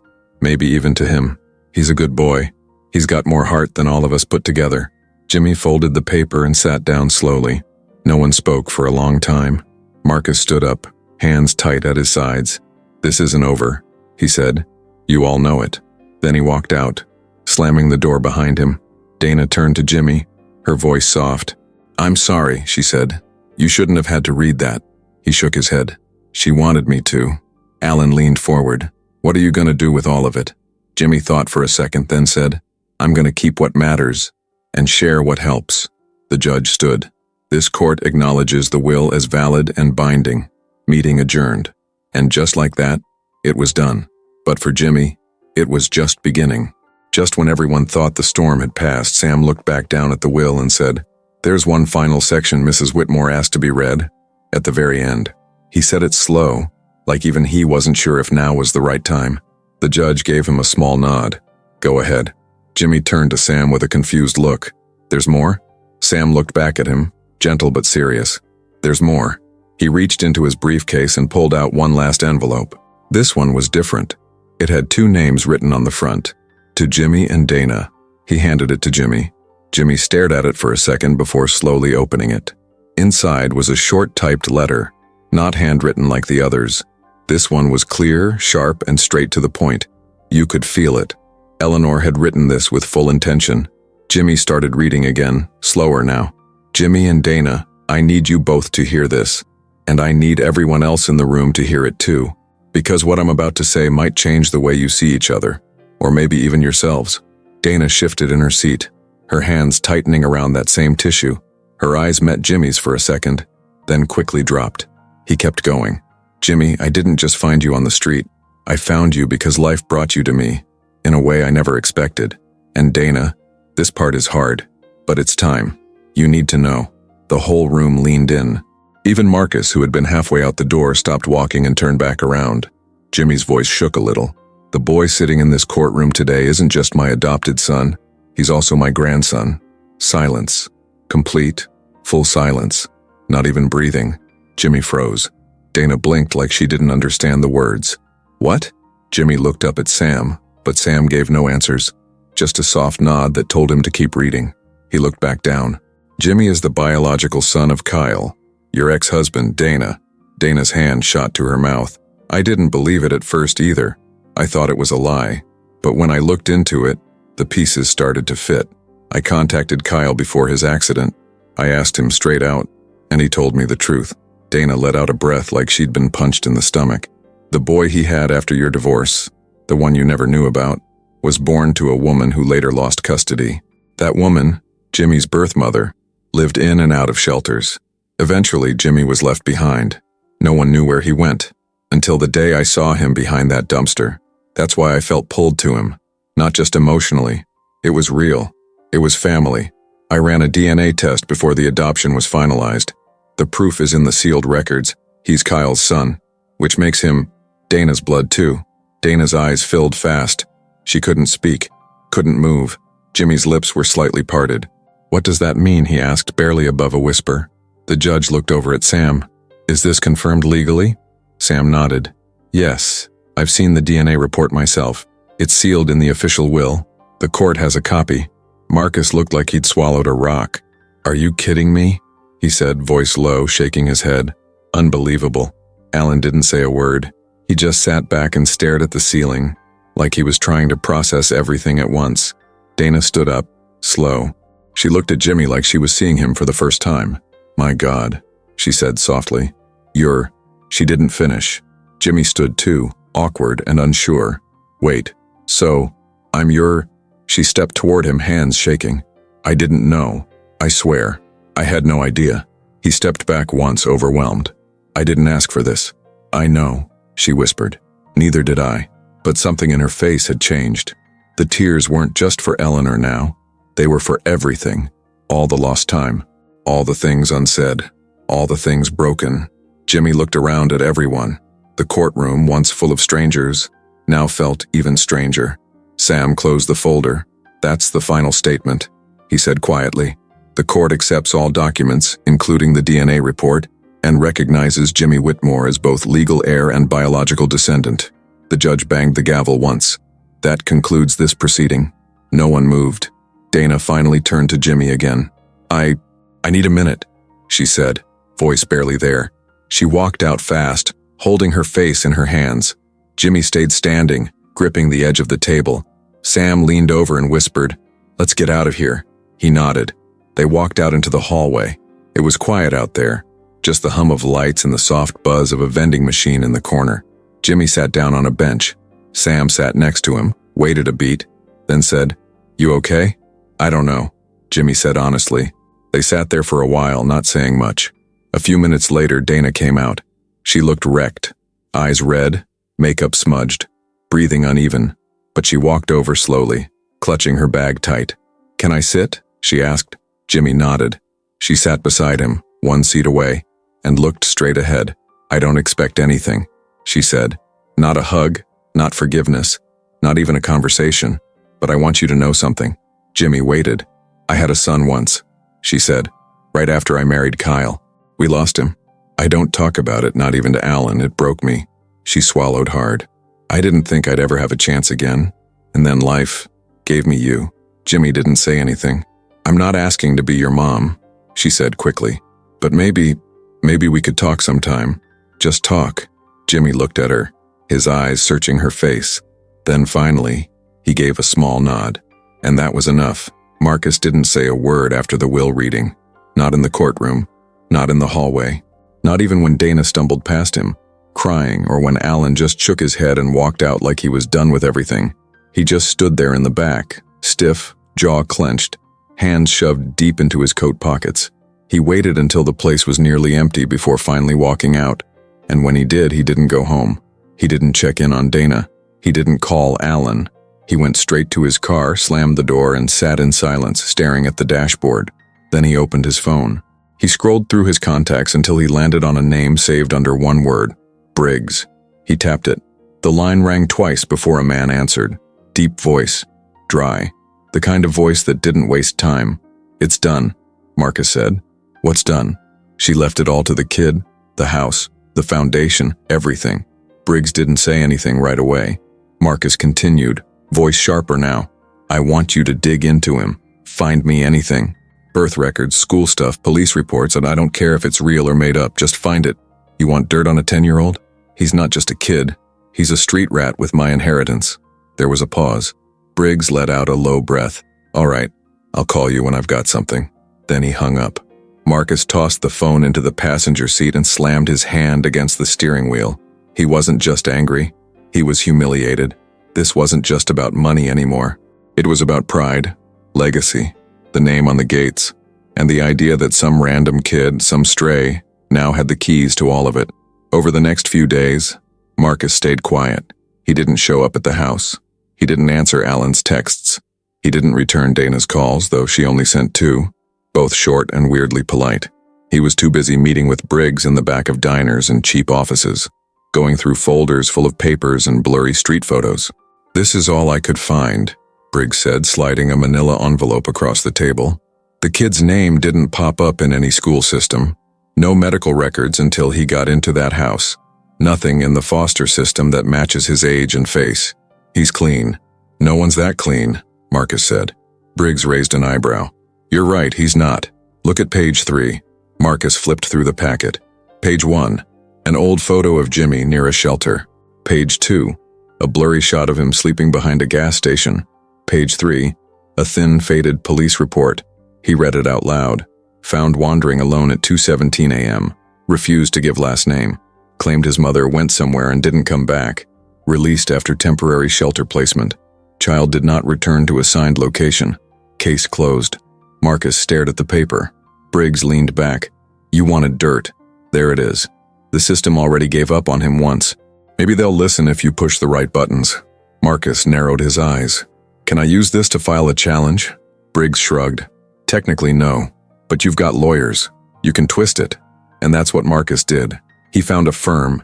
Expensive, aggressive, the kind that didn't care about morals, just wins. They helped him draft a petition to contest the will, claiming Eleanor had been manipulated, that her mental state was in question, that Jimmy had inserted himself into her life to gain control of her assets. The paperwork used words like influence, deception, and emotional instability. The court date was set 2 weeks out. Sam got the news first. He called Jimmy immediately. "They're trying to undo it," he said. Jimmy was sitting on the back porch when the call came. He looked out at the yard, the garden Eleanor used to love, the bench where they used to sit and talk. The tree, she said, reminded her of her childhood. He didn't say anything for a minute then. "Can he really take it away?" Sam sighed. "No, not likely. But he can drag it through the mud, and he might scare people, especially donors, trustees, People who don't want to be involved in family mess. Jimmy clenched his jaw. What do I do? You stay calm, Sam said, and you stay ready. But Jimmy wasn't calm. That night, he sat in Eleanor's office, flipping through her old notebooks, reading every page, looking for something, anything that might help. He found a letter she never mailed. It was addressed to Marcus. Short, just a few lines. You're angry because you thought it was yours by default. But I made the money. I built the life, and I get to decide who carries it forward. Maybe one day you'll understand that. Jimmy folded the letter and slid it into his pocket. The next day, Marcus called a press outlet. They printed a small story. Millionaire's street kid heir faces legal battle from disinherited son. Jimmy saw it online. So did the kids at school. Some of them asked him about it. Most just stared.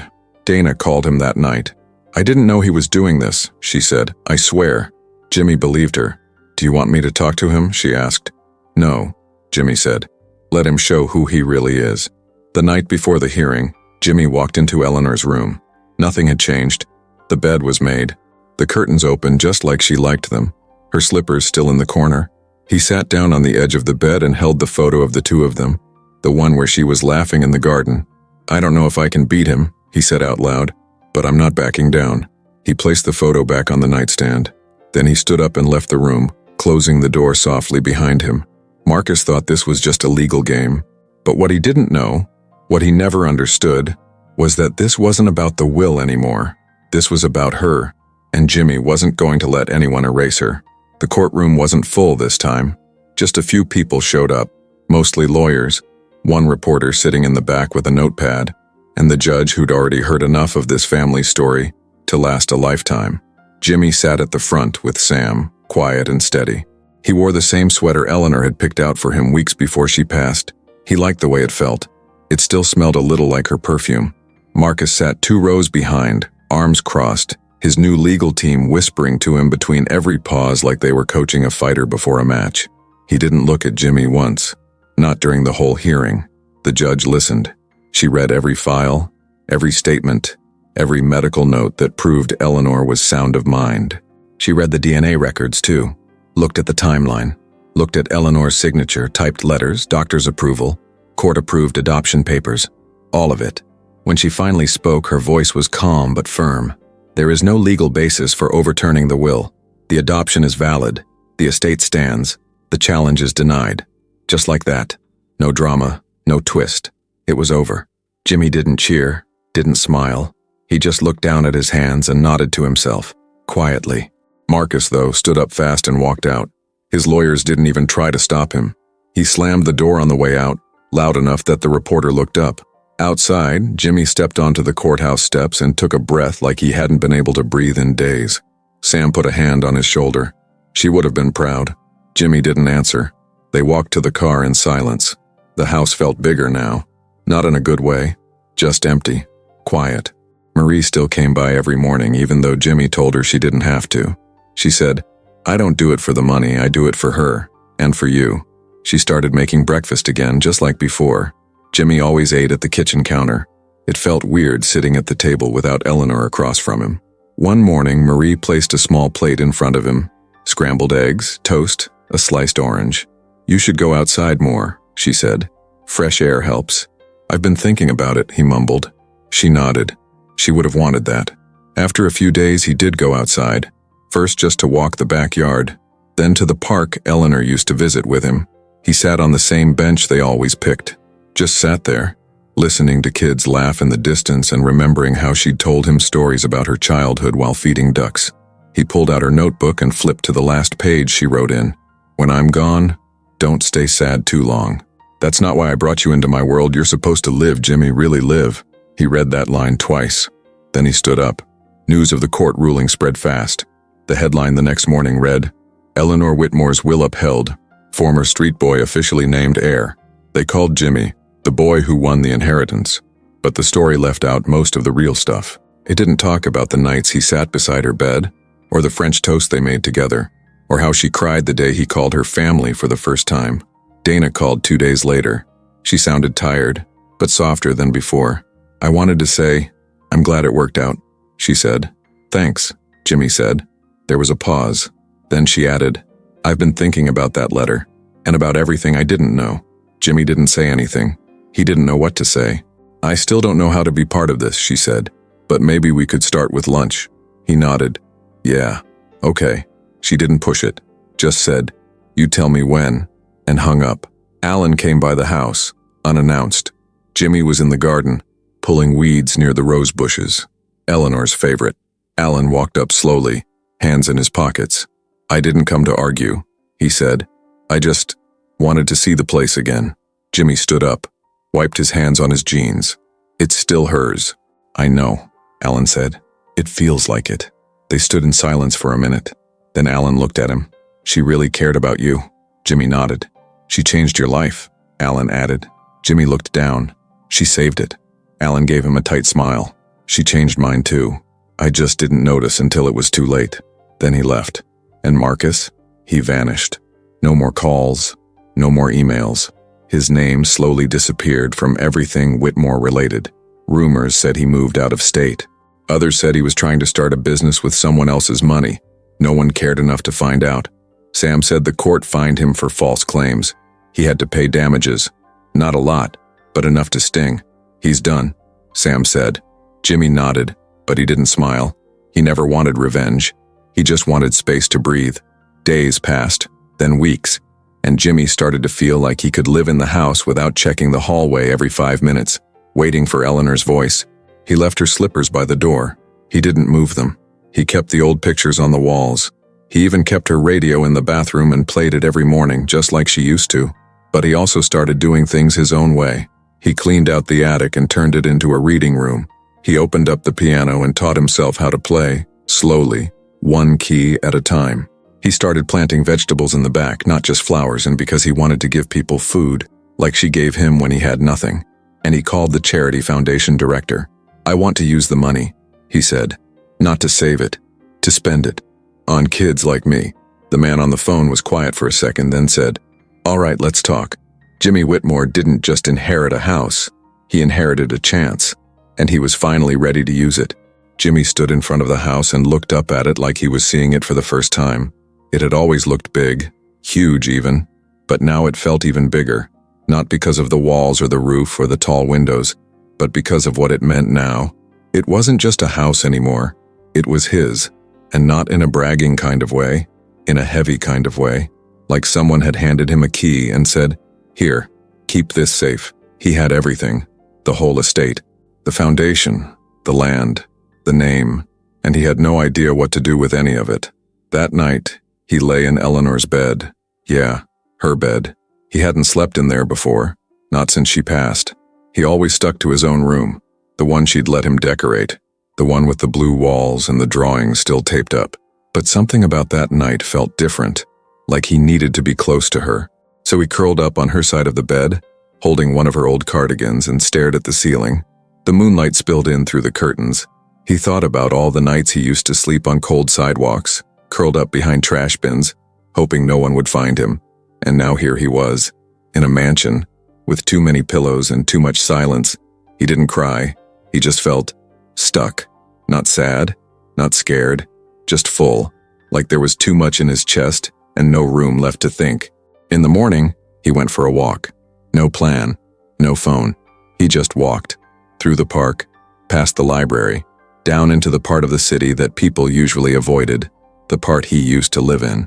He turned down a familiar street and stopped at the alley behind the corner store, the same alley where Eleanor had first seen him, digging through trash in the rain. The dumpster was still there. The wall was still tagged up. The same broken shopping cart sat tipped on its side. He stood there for a long time. Then he heard a rustling behind one of the trash bins. He turned, and there he was, a boy, maybe 7, maybe 8, curled up in a thin hoodie, dirty jeans, backpack clutched to his chest. Jimmy didn't speak right away. He just crouched down slowly, not wanting to scare the kid. Hey, he said gently. The boy looked up, his eyes wide. I'm not here to mess with you, Jimmy said. I used to sleep right over there. The kid stared at him, unsure. Jimmy smiled a little. You hungry? A slow nod. Jimmy reached into his pocket and pulled out a wrapped sandwich from the corner deli. He'd bought it earlier, not really knowing why. Now he knew. He handed it to the boy. It's ham and cheese. It's not warm anymore, but it's good. The kid took it fast, tore the wrapper open and started eating. Jimmy sat beside him on the ground. Just like that. They didn't talk for a while. They just sat. Finally, the kid asked, mouthful, "You live around here?" Jimmy smiled, almost laughed. "Not really." "Where then?" Jimmy looked up at the sky for a second. "Somewhere nice, but I didn't always." The boy nodded like he understood that. He probably did. Jimmy asked, "What's your name?" "Ty," the kid said. "How long you been out here, Ty?" Ty shrugged. "I don't know. A while." Jimmy didn't ask where his parents were. He already knew the answer. It was always the same story with different details. He looked at the kid again. The way he ate. The way his hands trembled a little when he stopped chewing. The way he kept one eye on the end of the alley, like someone might come along and chase him off. And that's when it hit him. He knew exactly what he needed to do. Back at the house, Jimmy walked into Eleanor's office. Marie was dusting the shelves. She turned when she saw him. "Everything all right?" He nodded. "Yeah, I know what I want to do now." Marie tilted her head. "With the money?" "With everything." She didn't say anything, just waited. Jimmy walked over to Eleanor's desk and opened the drawer where the foundation papers were kept. The file had her handwriting on it, her vision, her notes. "She wanted it to be for kids like me," he said. "But we never got to do it." Marie walked over, soft steps. "You still can." He looked at her. "I want to use the house." She blinked. "What do you mean?" "I don't need all this space. I'm just one person. What if this place became something more? Like a shelter or a home for kids who don't have one?" Marie's eyes filled before he even finished the sentence. "I could keep part of it how it is," he added. "The living room, the kitchen, her room. But the other bedrooms, we could fill them." Marie touched her heart. She would have loved that. "I want to name it after her," Jimmy said. "Not the Eleanor Whitmore Foundation. That sounds too stiff. I want to call it Miss Ellie's house." Marie smiled so wide it made her laugh a little through her tears. "That's perfect." Jimmy turned to the window. The sun was coming in strong, filling the room with gold light. "She gave me more than just a house," he said.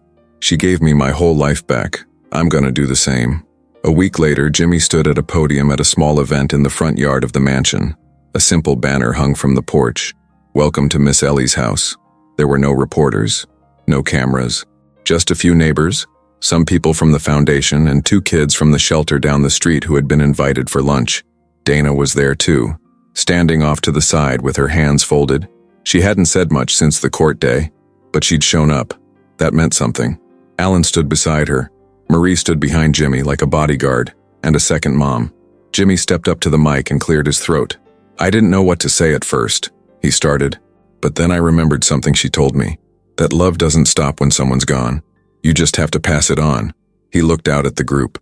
"So that's what this place is for passing it on, for giving kids who don't have anything a chance to feel like they matter. Because they do." He paused, then added, "She believed in me before I believed in myself. Now it's my turn." When he stepped back, the crowd clapped. Some people wiped their eyes. Dana walked over slowly and handed him a little wrapped box. "What's this?" he asked. "Something she gave me a long time ago," Dana said. "I think it belongs to you now." Jimmy opened it.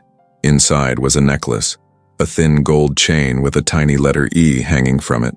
He looked up at her. Dana smiled. "She wore it every day for years." Jimmy put it on, holding it against his chest.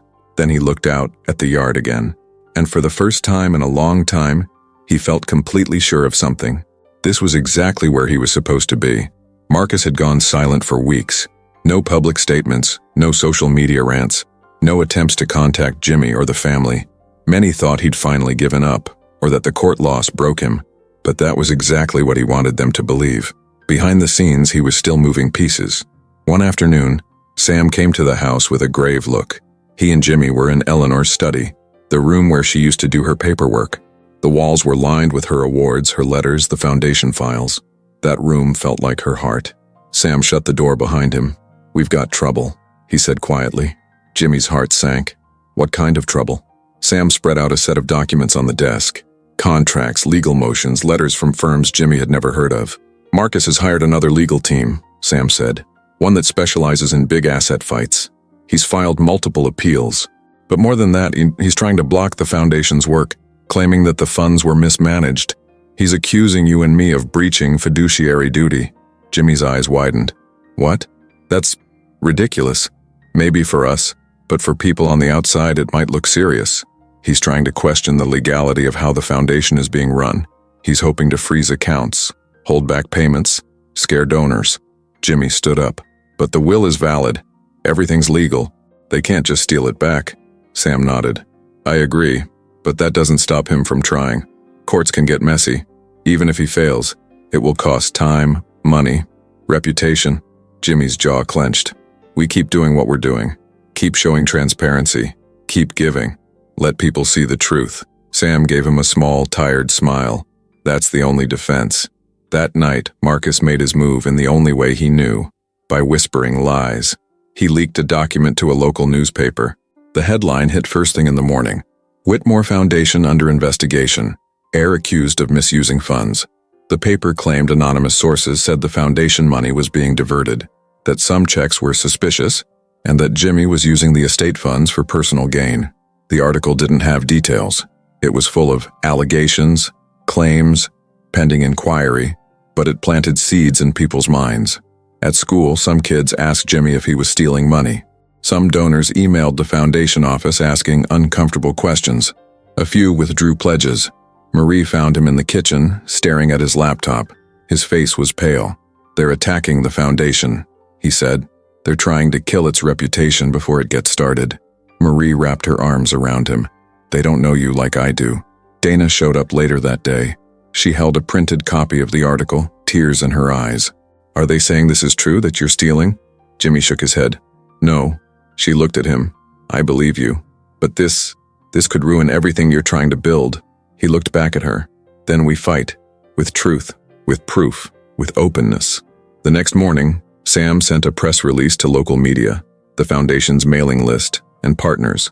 All foundation ledgers, disbursements, bank statements, and audits will be published in full. Every dollar will be accounted for. We invite any qualified auditor to review us. The statement went live. It was bold, it was vulnerable, but it was the only way to show they had nothing to hide. That afternoon, donors started calling back. Small ones first, people who had pledged a few hundred, then those giving more. Some apologized for doubting. Some said they'd stick by Jimmy no matter what. In the courtroom, Marcus's legal team tried to get a judge to freeze the foundation's assets until the investigation completed. They filed for emergency measures, claiming the documents leaked were proof of a pattern. At the hearing, Sam stood firm for Jimmy. He walked through the financials. He showed monthly reports. He showed that every fund used had receipts. He showed emails with charity partners. He showed Eleanor's original notes and budget plans. He even brought in an independent auditor who testified that they found no mishandling, no missing funds, no red flags. The judge listened. She looked tired, but she listened. When the court ruling came, it was decisive. Because the documents Marcus's team leaked were shallow, vague, and based on incomplete internal memos, the judge denied the freeze request. She allowed the foundation to keep operating. She dismissed the emergency motion, and she ordered Marcus's side to pay legal costs. It was a blow, one Marcus didn't expect to lose. Marcus's face turned pale in the courtroom. The crowd in the gallery, small local media, foundation staff, some neighbors, and whispered. Some clapped quietly when the judge ruled. Jimmy stayed calm. He nodded once, eyes steady. Dana was crying quietly in the front row. Marie had her hand over her mouth. Sam looked relieved. Afterward, Marcus stormed out. His suit jacket flared as he pushed open doors. He was shouting something. Unfair, accusations, threats. But no one heard clearly. Later in the parking lot, he threw a crumpled envelope to one of his lawyers. I want a full appeal, he hissed. I want everything we can get against him. I want his donors scared. But his voice was weak, desperate, and no one met his eyes. That night, Jimmy sat in Eleanor's study. He opened a new ledger, one he personally kept, showing every foundation cost, every donation, every disbursement. He inserted printouts of the court decision and the public audit. He extracted the leaked newspaper item and attached a margin note. False. Context omitted. He looked at the room, at Eleanor's framed photos, at her awards, at the old desk she used for years. He felt her in that room, felt what she always believed, that honesty, love, and action matter more than any inheritance. He placed the ledger where it belonged, in the secured safe, and digital copies posted publicly. He stood up, walked to the window, and looked out at the dark yard. The house was quiet, but the wind whispered something. He whispered it back. "You can try to break us, but you won't succeed." It was Marcus's last move, and Jimmy was ready for whatever came next. Jimmy stood on the porch early in the morning. The dew still clung to the steps. The sky was light but not yet bright. Birds were starting to chirp. He closed his eyes and breathed deep, smelling the cold air and the earth, and for a moment, he felt like he could truly start again. Inside, Marie was in the kitchen already, making coffee and toast. The smell of brewing coffee drifted through the hallways. He walked in, bare feet cold against the floor, and she handed him a mug. "Good morning," she said softly. Her eyes were gentle. She didn't ask about the lawsuit or Marcus or the press. She just offered kindness. He smiled, took the mug, and said, "Thank you." He sat at the kitchen table. The walls, the floors, the photographs, everything felt heavier now, but also more sacred. They didn't speak much, just that easy silence you share when grief and hope sit beside each other. After a few minutes, Marie said, "The grand opening is this afternoon." Jimmy nodded. He knew. It terrified him a little. What if no one came? What if the community didn't accept Miss Ellie's house? What if he failed just when he'd finally gotten something right? But he got up anyway. He went outside to walk the grounds. He looked at each room that had been sitting empty for weeks. Rooms that once held guests, memories, dust, laughter. Now they held new promise. He unlocked one room and hung a sign. Room A, for boys, 10 to 14. Another. Room B, for girls, 10 to 14. He wrote names on the doors, painted over old walls, touched up the trim. He scrubbed the floors, washed windows, cleaned curtains. He placed fresh beds, sheets, lamps, moved in small desks and little dressers. He put soft quilts on the beds, ones he'd picked out earlier in visits to charity shops. He arranged toys, books, soft rugs, things that felt like comfort, not luxury. At noon, he stood at the front steps. The banner read, "Welcome to Miss Ellie's house, a home for children in need." He looked across the yard, chairs lined up, tables with little bowls of candy, water bottles, snacks, a folding table with sign-in sheets. Some of the kids from local shelters came early. Volunteers, neighbors, a few local reporters, just enough people to make his heart pound. Dana was there. She stood beside him, wearing a small smile, shaky but brave. Alan was behind her. Marie stood a little behind Jimmy, arms folded, tears in her eyes. A few staff from the charity foundation came with clipboards and hopeful faces. Some children from shelters played near the yard, laughing, chasing bubbles, holding hands. Jimmy cleared his throat at the microphone. He looked out at faces that were strangers and soon might be family. He began, "When Miss Ellie found me, I had nothing. I slept under streets. I had no one. She gave me a home. She gave me love. And when she asked me to carry on, I didn't know how." He paused. The wind stirred the banner. The kids watching in the yard looked up at him. "But today, I don't just carry on for me. I carry on for them, for children who believe they're invisible, for kids who think no one cares. I want them to know that someone does." He gestured to the house. "This building isn't just my inheritance. It's a future, a chance. Miss Ellie always wanted to give back. Now I want to live that dream. This is for the children who need a place to call home, for more laughter, not silence, more hugs, not hurt, more family, not absence." He leaned forward. "If you want to help, volunteer, donate, visit, you're welcome. If you just want to watch, that's okay too. But don't look away." The applause started soft. Then it grew. The kids cheered. Some adults had tears in their eyes. Dana stepped forward and hugged him. Marie wiped tears on her sleeve. Alan nodded, proud. That afternoon, one little girl, shy, holding her coat too close, came forward to Jimmy. "Thank you," she said, voice small. He knelt down to her level. "You're welcome," he said. "Welcome home." She hugged him. He hugged her back. And in that hug, something shifted, not just for her, but for him. Something solid and true. As the sun began to dip, Jimmy walked through the rooms. He checked each bed, turned on soft lamps, flicked through books, opened windows to let in dusk air. Each room whispered possibilities. He found Eleanor's old study. He placed her photo on the desk. He turned on the lamp. He didn't sit down. He stood there, looking at the pages of her notebooks, her letters, the plans she drew for children. He touched the edges gently. He whispered, "This is for you." Later that night, Jimmy walked to the garden where he and Eleanor used to sit. The roses had bloomed. The fountain worked. He placed a stone at her memorial, a small plaque that said, "In memory of Miss Ellie, love lives on." Dana joined him. She put her hand on his shoulder. They stood in silence, shoulder to shoulder, the stars overhead, a soft breeze stirring the leaves. The world felt new. Jimmy whispered, "We'll be okay."